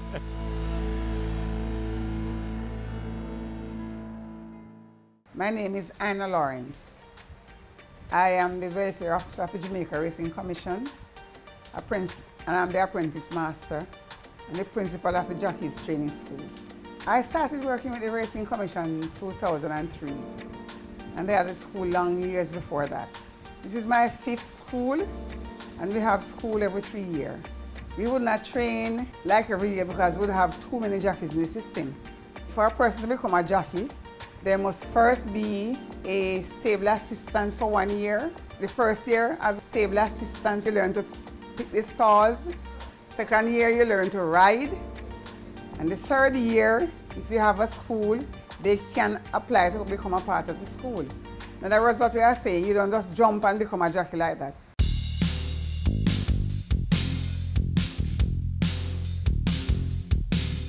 To become a jockey, you must be 17 plus. We say you must finish their schooling. So after that, they can become jockeys. And they have to do a written test. Our test is up to grade 9 level. First thing they have to do a written test. Then they do a gate test. They go on the horse and they have to go to the gate, because when they are riding, that's what, so they have to pass that test to show that they really understand how to manipulate and understand. And they also have to do a riding test, which is always done by Sue Waits. And they do the riding test, and she say like left lead, right lead. They have to know different leads. They have to know about horses. That is why we allow them to come 2 years before and then they enter the school the 3rd year. We put all of those together, the result on a spreadsheet, and we choose the best of the lot. We don't usually have more than 20 persons in the jockey school. We just look at the age and the grades they get for the different tests that they do. And we look also at their makeup, whether they have big bones or not. So you know, if they have big bones, they won't really last, because to go into the jockey school, you can't weigh more than 110 pounds.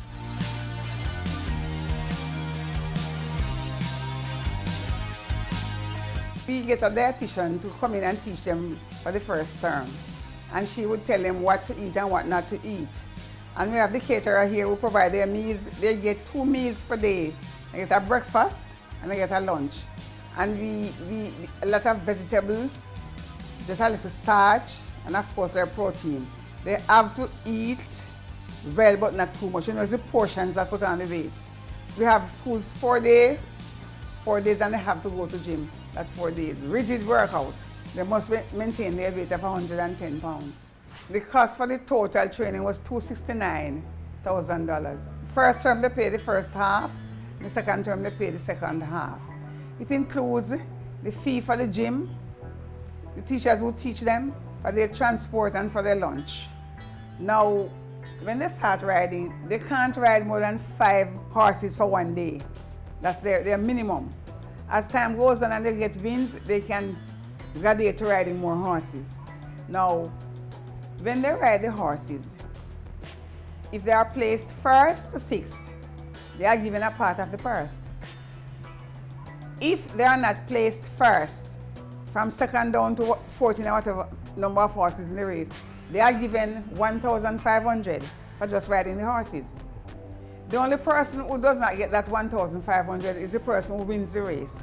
You just get his 10% purse. So if you're not even winning, you can make money. Because if you ride 5 horses for a day and you are not placed or you do not win, then you get $1,500 4 times or 5 times, depends. Those who put their all into it will make money and can make money. When they start riding, the Racing Commission says for them, nothing less than 50%. And we don't put it into an ordinary bank, put it in some investment. So if a jockey rides and gets a check of $10,000, a $10,000 is also saved for him. You understand what I'm saying? At the end of that 3 years, trust me, I have seen jockeys collect in the millions. We have students here with 6-7 CXC because they go on internet and they say, but jockeys can make money. Anybody, we have students here who are well qualified to go to college and university and they choose this path. In this group, we have a guy with 7 CXC, but he wants to be a jockey. Before I started riding, I broke my right arm. I fell and I had to step on me and I just collapsed. But that didn't stop me none at all. I just go into it again. Have you seen it? It's BATV Live. Live streams of business news weekdays at 7:30 p.m. Stay on point Thursdays at 8 p.m. with our Business Current Affairs show and Weekend Business Report Saturdays at 7:30 p.m. Wherever you are. Log on to our Facebook page at Business Access TV or visit our website at batvja.com. Live and at your fingertips. Business Access TV. Serious about business. Your business matters. Business Access TV offers you the most innovative and effective advertising solution for your business, specializing in B2B sales, cost-effective solutions, the customers you want, the repetition you need.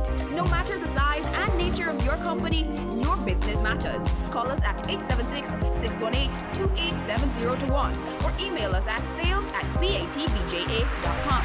Business Access TV. Serious about business.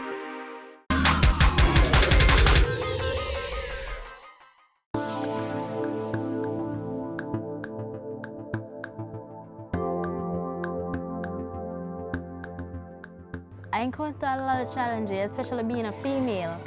And you know, certain aspects you're going to have like male coming on to you and they will be like, yeah, and this type of female. And being a male-dominated sport, it is very challenging, I can say. It's very, very challenging. There are a lot of challenges in training. For example, you have to be physically fit, you have to be strong mentally, and you have to be prepared in every aspect. You have to know, say, you come prepared to socialize, because you have to socialize with everybody. You have to come mentally prepared because you're going on a horse, so you can't really have no stress, nothing on your brain, because you have to work.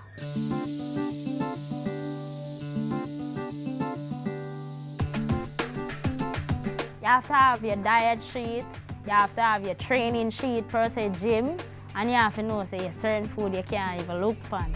Rice and peas and them big ham and pork and so forth. Most jockey have to eat crackers and drink tea and water. It should mean that there's something there, but you have to, your mind have to physically there.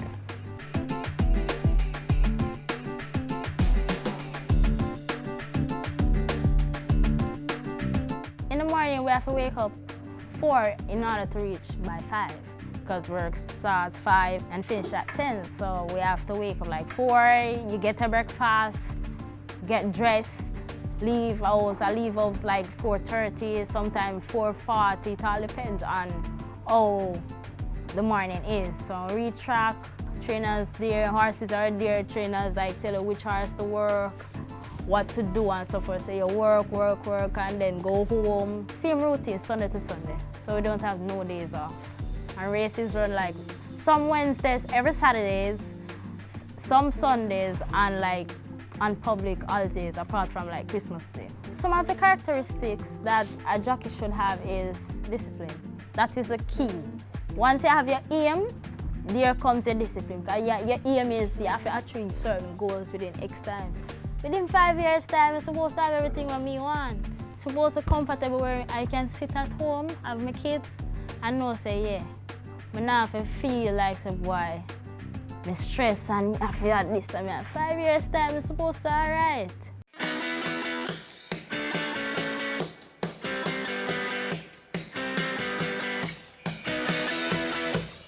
Compensation all depends on how you get your rides, how many rides you get, the quality rides you get on that day, and how many is the purse. You have some purses are 3 million, some are 2.5, some are 1.8, it all depends. 750,000, it all depends. So the bigger the purse, or the bigger the race there is, the more sponsors are there to sponsor the race that the purse can go up high. The higher the better.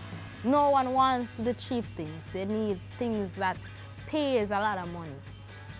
And you can make a lot of money in this sport. It is here, but it's just up for you to really go for it. It is here. How the money is shared up now, the percentage go by the owners, jockeys, grooms, and trainers. It all break down on that level. 5 persons, 6 persons, I must say, get a percentage of the race day when the race is running. For one, if a horse wins, the breeder, the person who is the breeder of the horse, gets a share of the purse. You see, the owner gets the biggest cut. The owner gets 70% of the purse because he owns, he feeds the horse. Secondly, the trainers. The trainers get 15%. Jockeys get 10 and the groom get 5. That is how it's ruled down. Owners, trainers, jockeys, and grooms. The agents now gets 20% of our earnings, of our 10%. So per se we get like 20,000 for a second or so. They get 20% of that. And you will just differentiate how much to give your valets.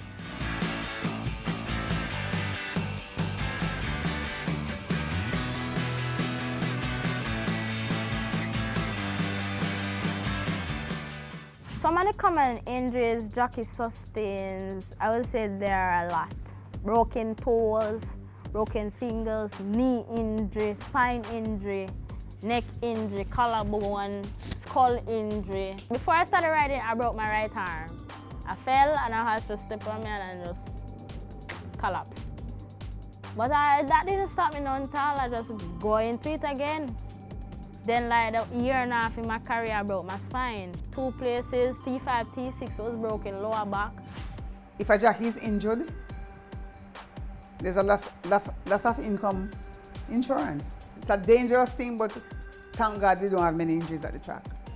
Some of the misconceptions are that people may feel like as a jockey you don't have any education, we're low-class people now. And you see, because you're not doing certain type of job, because you're not a lawyer, you're not well dressed in your tuxedo, you're not well in your heels, your stocking, your nice job hairstyle and such thing, that means that we're not well. Nah. Our job is the same job as any other jobs. We still have restriction, we have qualification, we still do things, but we do things on the flip side. We still have to dress a certain way, we still have to come on time. As a matter of fact, our time level is far, far different. I went to the gym with some jockeys one time and I saw a friend of mine say, "Who are these?" And I say, "They are jockeys." And she said, "Jockeys coming to gym?" She said, "Tell me the truth, Miss Lance, I just thought you just pick up some guys from off the roadside." I said, "No, like you're trading like everybody else." So some people don't know this. So don't think it's just that if a jockey does something wrong on a race day, they are penalized and they go to the commission the following Tuesday for a trial. They have to do what is right. For example, their time management is key. They have to have their shower, rush to the dining room, have their breakfast, and ready for the bus that is leaving at 9:45. School starts at 10. And people might think it's just loose. It's not loose, I can tell you.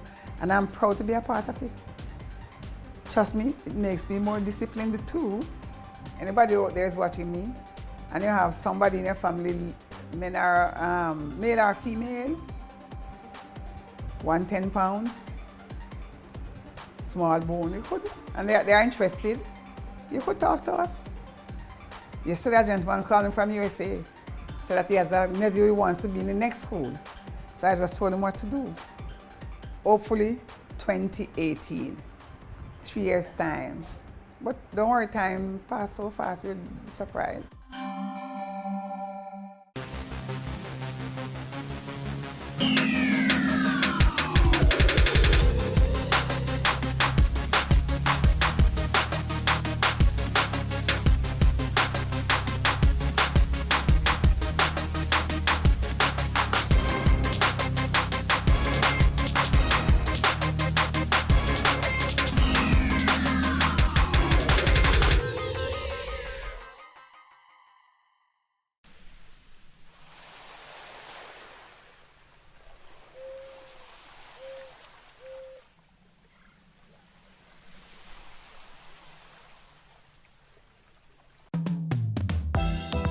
The Caribbean is a rich biodiversity hotspot. It has over 11,000 plant species, and about 72 of these are found only in this region. This richness also extends to the Caribbean people. Their traditional knowledge of the region's varied natural resources has integrated nature into the economic and health sectors worldwide. It has also drawn many to research and use the region's biodiversity for medicinal, cosmetic, and pharmaceutical purposes. For example, the glaucoma medication Canasol is made from cannabis. However, Caribbean islands have fallen prey to biopiracy, where a country's resources are accessed and developed commercially, but the country gets little or no benefit from it. As the world benefits from the Caribbean's biodiversity, countries need to be compensated for their commercial use. Lawmakers need to ensure that their countries are legally prepared to give access to and benefits from commercial use of genetic resources. To ensure prior informed consent and mutually agreed terms of access established by the Nagoya Protocol, The Global Environment Facility, GEF, United Nations Environment Program, UNEP, and the International Union for the Conservation of Nature, IUCN, are jointly providing support to countries at different levels in order to advance towards functional access and benefit sharing. Under the Nagoya Protocol, countries from which natural resources are obtained for commercial developments are entitled to compensation. It also ensures indigenous knowledge from groups such as the Maroons, Rastafarians, and Amerindians can be credited and compensated if their traditional knowledge has been used for commercial purposes. Caribbean islands are putting the Nagoya Protocol in their legislative framework to safeguard their country's biodiversity and traditional knowledge. Let us all work together to protect our resources, do valuable research, and reap the benefits of sustainable bioprospecting in the region.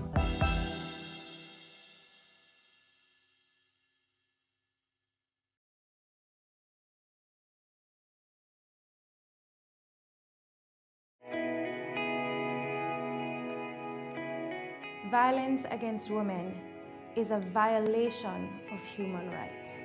Its impact ranges from immediate to long-term physical, mental, and sexual consequences, sometimes resulting in death. It negatively impacts women's general well-being and can prevent us from fully participating in society. Be a better human being. No more violence against women. No more.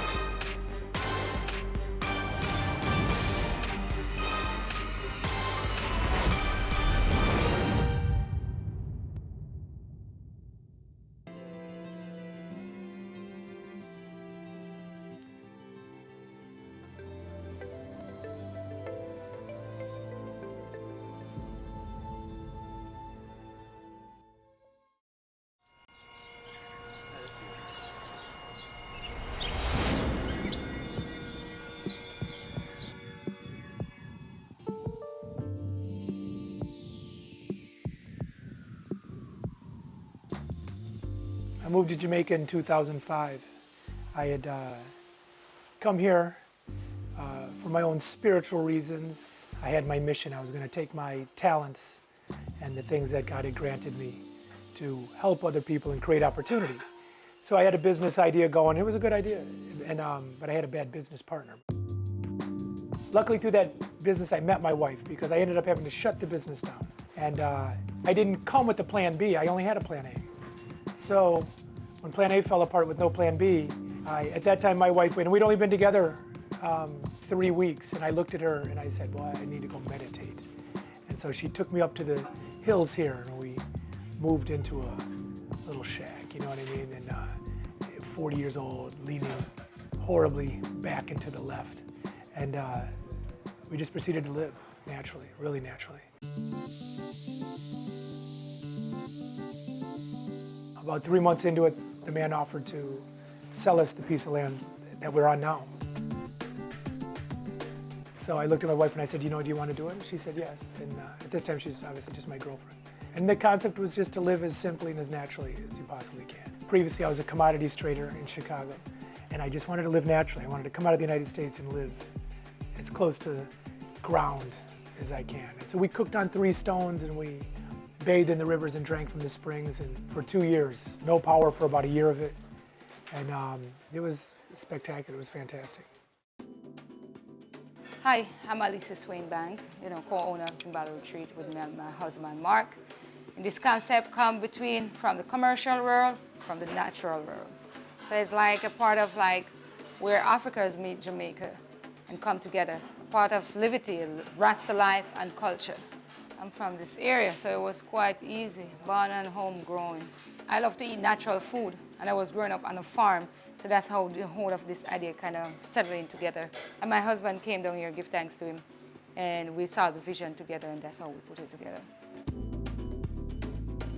Zimbabwe is like a sanctified heaven where everybody wants to be, the bird, the ants, people, dogs, cow, cats, everybody.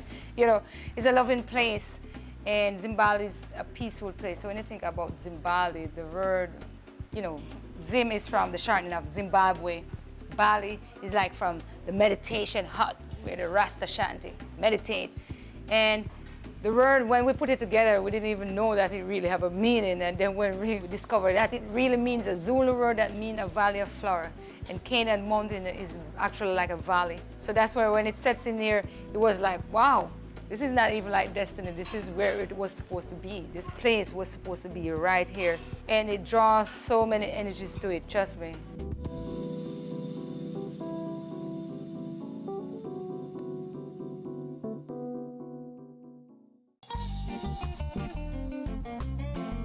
We didn't build this place, oh, I'm gonna have a cooking tour, you know? It wasn't, we didn't even know we'd have rooms. And within the organic creation, when you plant a seed, you don't know what the tree is gonna look like. So the tree has grown, it's grown arms of rooms. Once we built the main villa, people started to wanna come, so we built a cottage. More people wanted to come, we built 2 more cottages. We're now up to 7 rooms, which is good enough for me. It's grown arms of our children now. Finally, this really brilliant woman named Linda Lee came, and she was looking for tours for affluent clients, and she spent the whole day with us, and we were rustic, so I give Linda credit to spend the whole day. And she spent the whole day with us, and she said, well, you don't have anything for us now, but can I make a suggestion? I said, yeah. She said, you should do a farm to table. And it was just genius, and instantaneously I said, can I use that? And she said, yes. And it's grown this cooking tour from Linda Lee's suggestion, and the beauty of the cooking tour, you're gonna come and it's a farm to table, and it's a true farm to table. We have 6 full-time farm workers. We grow 70, 80, 90% of our vegetable and fruit matter. We have 30 seats. It's very intimate. We prep all day long for even one show, and take great pride in that. And my wife, she runs that show. And so you're going to see the real ancient, back to Africa techniques. We hand grate our coconut all day long. You could never get this in a restaurant that's going to serve 200 people, 300 people, 150 people in a day. You could never get that. And every dish, all of our dishes are really old school techniques with a modern flair. Zimbali is an intimate experience, but it's a Zimbali culinary retreat. You're not only going to do our farm to table tour, you're not only going to do the Rasta tour, Go with Fire.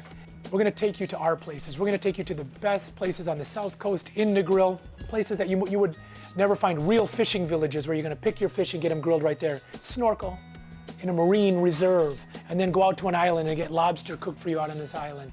You're going to go to a famous place on the South Coast named Cloggies. You're going to order your food, and then you're going to go on a boat, and you're going to go out to a place called the Pelican Bar, really famous because it's out on a sandbar. Have 2 Heinekens out there, come back in. These are all things where you would have to come back 50, 100, 200 times to Jamaica to maybe start to even get a whisper of these things. But that's coming to Zimbali Culinary Retreats. We put culture and food front and center, and we're going to show you in a 3-day, 4-day, 5, 7-day packages. Touring the farm, 5 courses, and a bottle of wine, because might as well have fun while we're doing it. I think it's more than a meal, it's an experience. I don't think that, I know that. It's more than a meal, it's an experience. And that's what we offer.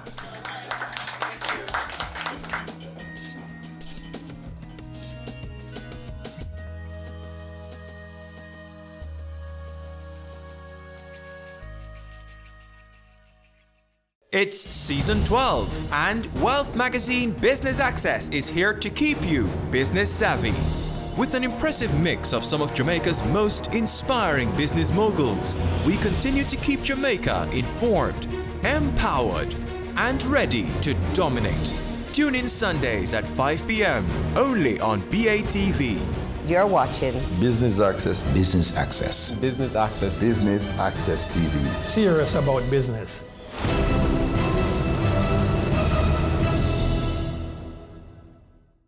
Ready for cable for as little as $100? Ready for no monthly cable bill? Ready for 10 TV channels absolutely free? Then pick up our Ready TV box at authorized stores for $4,500. Hook it up to your TV set, then top it up with Ready Credit for 1, 7, or 30 days. Buy now and get $1,000 free Ready Credit and start watching your favorite shows. Pick it up, hook it up, top it up. Ready TV. Prepaid cable TV when you're ready. Now serving Kingston and St. Catherine. Limited time offer while stocks last. Conditions apply.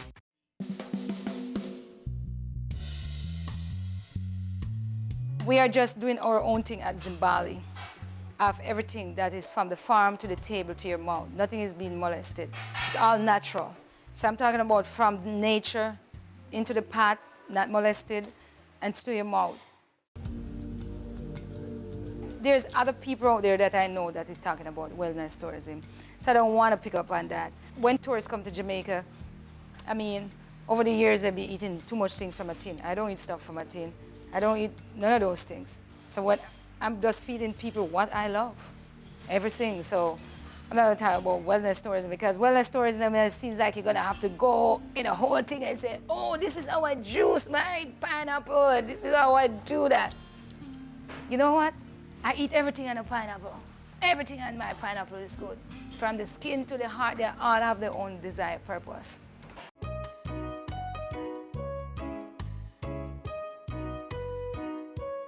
I was growing up with my grandparents, two awesome people. Daisy and Waldo, big shout out to them. And I was growing up on a farm and my grandfather is a farmer and my grandmother. So I was the only grandchild that ever grew in their house and I was actually born at home in their house. So I'm kind of drawn to country life and I'm drawn to the culture of Jamaica because my grandmother teach me a lot of things from the culture and how to make coconut oil, balmy, duff, potato pudding, how to cook, how to grate a coconut. My grandfather teach me the way of chopping a machete, how to plant a yam, how to plant a banana, how to plant every single thing, how to milk a cow, how to even pole a cow, you know. But I don't like to kill anything. So of course I'm a naturalist. So the way I was growing up is one of the best things I could ever have. Otherwise I couldn't even be the way I am today. I couldn't raise my children the way I am today. And I couldn't even have the imagination and even the inspiration to even the dream of putting Zimbali together because Zimbali lives off the life that I was growing up and learned. Everything that you see here, ingredients, looks, you know, from the windows inside the house is from my memory of my grandmother's place. They're still alive and their house still exists. So everything, and even the way how I grew my kids is from the way I grew up. And I'm very blessed and blessed to have grandparents like that. I love to teach people because the more you teach people is the more better generation you're gonna have. And if you fool a generation, you're gonna have some fool kids coming up and then that generation is gonna be stupid. You know, so I love to teach people, so I teach my staff, everything, all of my staff here. I brought all of them and I train all of them what to do, how to spread this, how to cook, how to speak, how to shake hands, how to serve. They're all countryside people. And I love them. And I'm happy that God blessed me with this vision, my husband and I.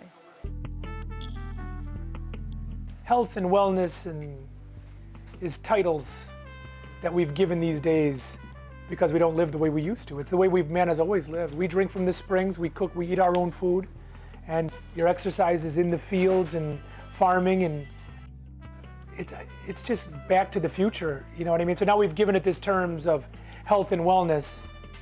Maybe because there's so much GMO in the world, and there's actually companies hell-bent on ruining the food supply and controlling the food supply and controlling water and somehow taking control of God's creations.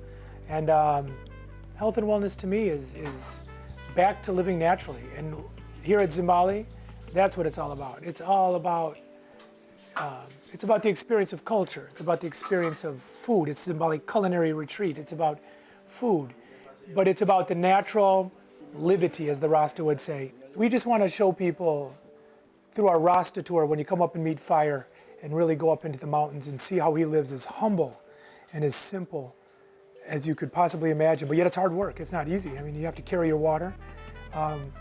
In this day, kids are eating Tide Pods. back in the United States. I would argue, take your daily water usage and put it on your head and carry that for a half a mile if you wanted to challenge it. And that's what it's about. It's about coming back and remembering. The word remember. It means you're already a member. We always have been who we are. But maybe we forget now because of, everybody wants to be a doctor, a lawyer, an Indian chief. There's no value in anything that's not monetarily related, unfortunately. And it's to remember, become a member again of your tribe, of your community, of your people, of a natural lifestyle that we used to always live. People used to just live. That's what I love about Jamaica. People just live, man. They live until they die. And they live healthy because when they live in the old school ways, in the old food, the original food, real food, you're not plagued and pestered, especially without the stress level that people live in the United States. You're not plagued and pestered by the level of things that are on people today. From a naturalist perspective, eating more alkaline food is the best for the body. Cucumber, broccoli, cauliflower, avocado. Avocado, wow. That's one of the number one fruit with the omega-3 fatty acids. So if you could get avocado all year round, man wouldn't need to eat a lot of meat. Avocado, broccoli, cauliflower, yeah. Turmeric, that's an anesthetic, is good for, inflammation. Garlic is one of the best all-purpose herb you can ever think of. Trust me, to man, garlic. The plantain, high in potassium, good for your hair, good for your skin. But you just look at it, it's one of the better side of banana. Coconut, oh God, coconut. Coconut is one of the number one thing we naturalists love. If you try to get coconut every day, I don't think you'd have to even worry about no sickness with coconut. Because coconut is gonna cleanse off your heart walls and all the arteries. All that oil that's in coconut is gonna go in there and just lift all those rust out of your colon, of all the bad stuff that you eat over the years. Itiota apple. In case you're catching a flu, the apple, that red apple there, it's one of the best to tank up and drive that flu away. The best vitamin C, we underestimate that so many times. All right, for all the persons who want to keep their hair black, you might as well use some guava. Guava leaf, boil and put in your lotion. Fire, Rasta man, come over here.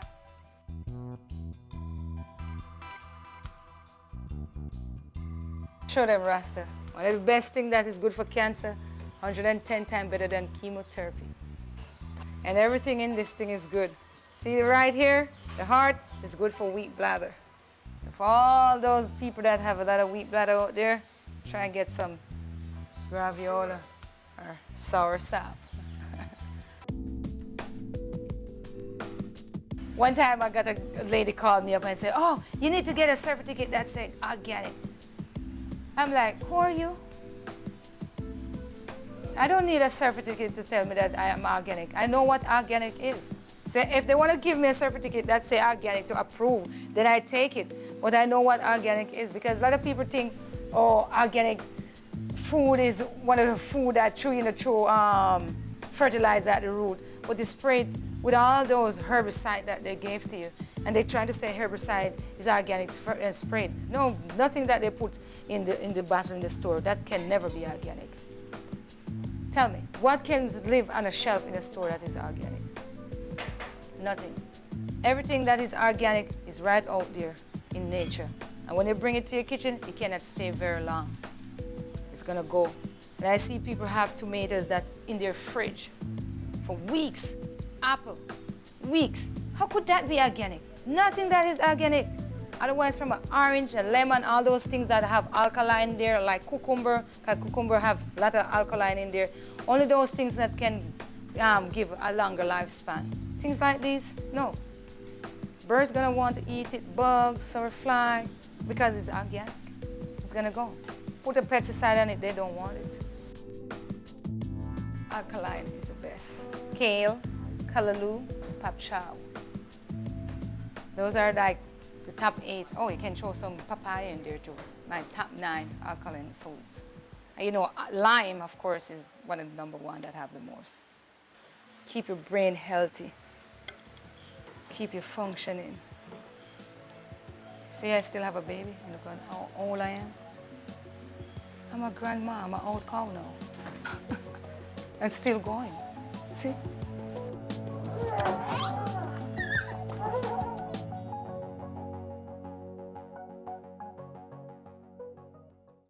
Your business matters. Business Access TV offers you the most innovative and effective advertising solution for your business, specializing in B2B sales, cost-effective solutions, the customers you want, the repetition you need.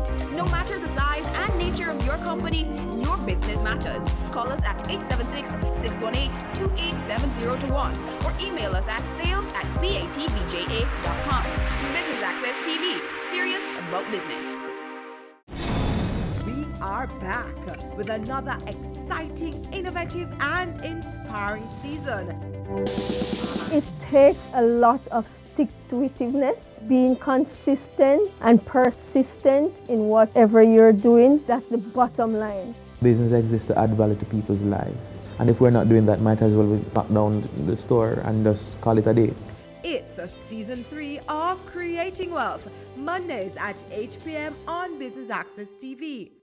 Business current affairs you can relate to. Frank, credible discussion. On point, dissecting the issues. Offering solutions to Jamaica's challenges. On Point, Thursdays at 8 p.m. on Business Access TV.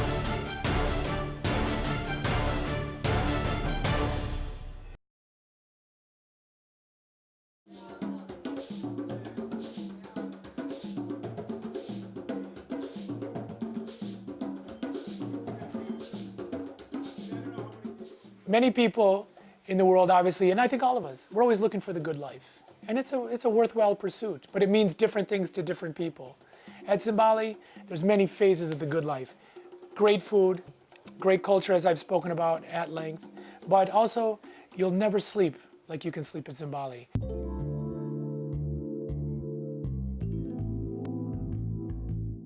Great life comes from great sleep. You have to get your sleep at night. So Zimbali's great sleep, great tranquility, places in the bamboo for great meditation.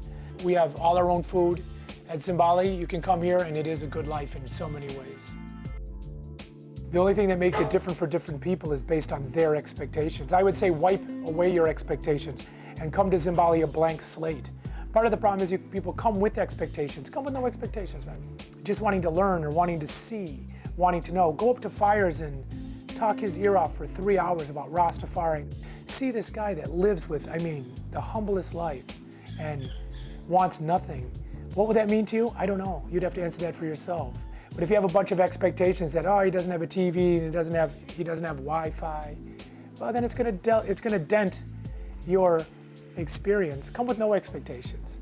But I can promise you, great food, the real culture. This is a farming village. It's the most beautiful people, the most friendly people all around you. People take a walk, go 2 miles up the road, and when they come back, they have their shirts full of mangoes and fruits and people just giving them things all the way down the road. That's country life in Jamaica. You can pick off the trees, swim in the rivers, drink from the springs. Come with no expectations, man. And it'll be hard for you to come with your mind free, but there's an expectation that hopefully you leave with your mind free. That's the expectation you should come with. It's a great atmosphere. It's a very relaxed atmosphere. There's no pressure on you to do anything, so you can feel completely relaxed. The architecture of the building is superb. You can see the statues. Each time you look at a wall, you're going to see something different because we've got a carving right here, and I've looked at that, I've studied it, and I've thought, oh my gosh, each time I'm looking at that, I'm seeing something different. So you're seeing something with a new eye.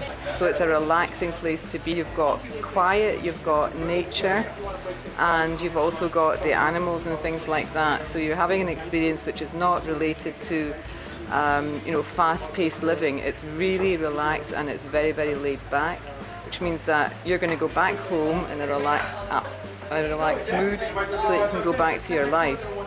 But I would seriously recommend you to come back here because you will not regret it. It's a super experience. Because we went round, we saw all the stuff, so we could really associate the meal with the actual trees and what's happening. And there's a sort of link that maybe you don't go into a supermarket in the UK where everything's in shrink wrapped in plastic and doesn't really relate to where it's come from. And I think that for me is the thing that really struck through. Plus the cooking was brilliant, and you could taste everything. I think the thing that really struck me is how fresh it is. You know, it's come practically off a tree this morning, or out the ground, and it was well explained what they were doing, and everything you knew was pretty healthy. It wasn't processed, it wasn't through hundreds of steps. Everything here was just, it was like a party in the mouth. It was just completely amazing. No chemicals, and I usually can taste like different pesticides and things sometimes, and I tasted no pesticides, and everything just tasted so fresh. And you just get energy when you eat this kind of food. I get a burst of energy instead of like feeling sleepy.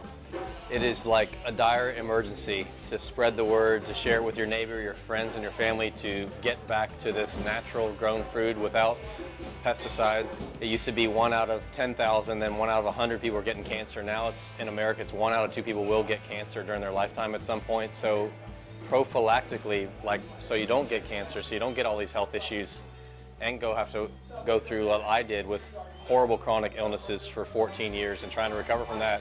It's so important to eat fresh food without chemicals and sprays, and to cook it yourself and get away from this fast food, quick food model. I really love the relaxed feeling and everybody being so nice. Just the whole vibe, the friendly atmosphere here. More fruits in the food, I would say. Yeah, sure. Traditionally in Sweden, it's a lot of salty fish and meat and stuff like that. Potatoes was more fruits. This sweeter, but not too sweet, and more freshness to it. So it feels healthy. I'm from New York, and the food there looks good, but it never tastes very good, okay? At least the fresh fruits and the vegetables. Here, the fruit and the vegetables are just fantastic. It's a wonderful experience. This is something completely out, if you're from the US, it's something completely outside of your experience. Just come here, have a completely different experience. The music, the people, the friendliness, the food, mountains.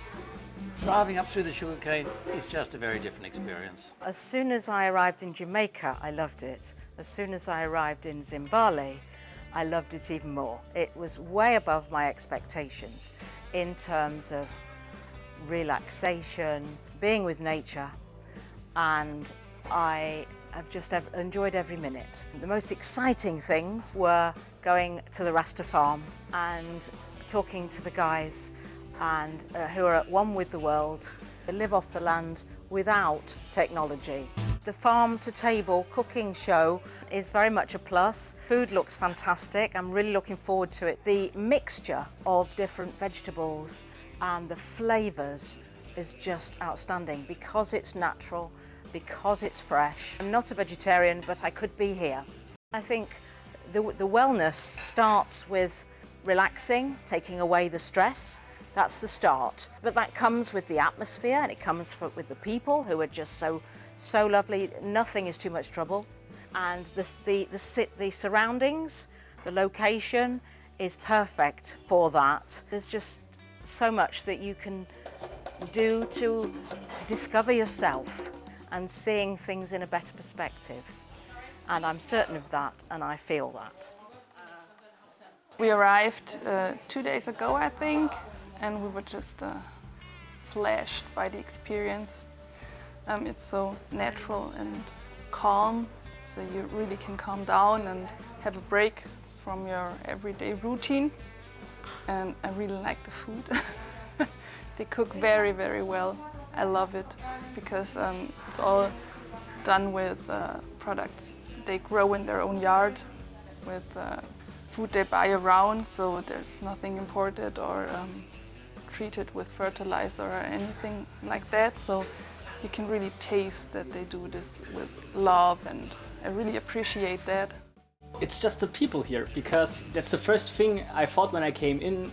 They was very relaxed, and also Mark came to us and said, just feeling like home, and it feels like home. It's like you came into to the living room and just sit, for example, here down and just relax. If you're in a hotel in the tourism regions, like in Negril or Chorrillos or some cities like that, these are hotels you would find all across the world. There's no special twist they have.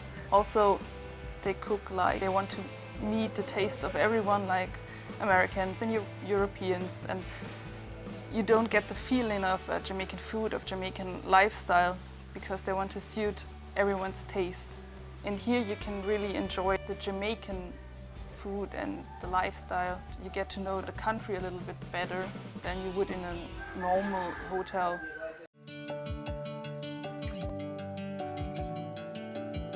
For me, Zimbali represents the good life. For other people, it may be other things to them.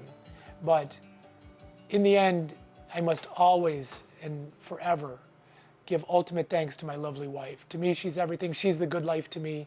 She's brought me beautiful children. This is a truly shared dream. It's not me, it's she. It's she and I, it's we. But I love my wife and I give thanks to her every day.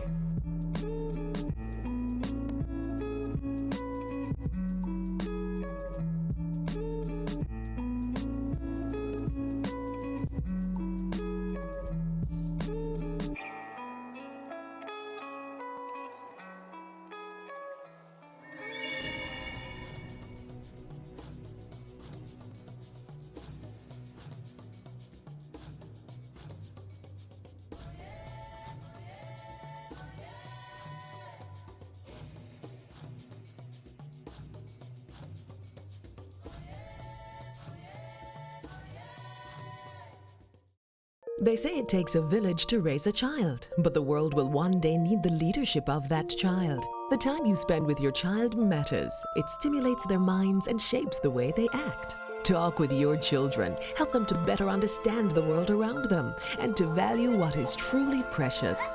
Above all, the most valuable gift you can give them is love. Play, talk, teach, love. Take the time.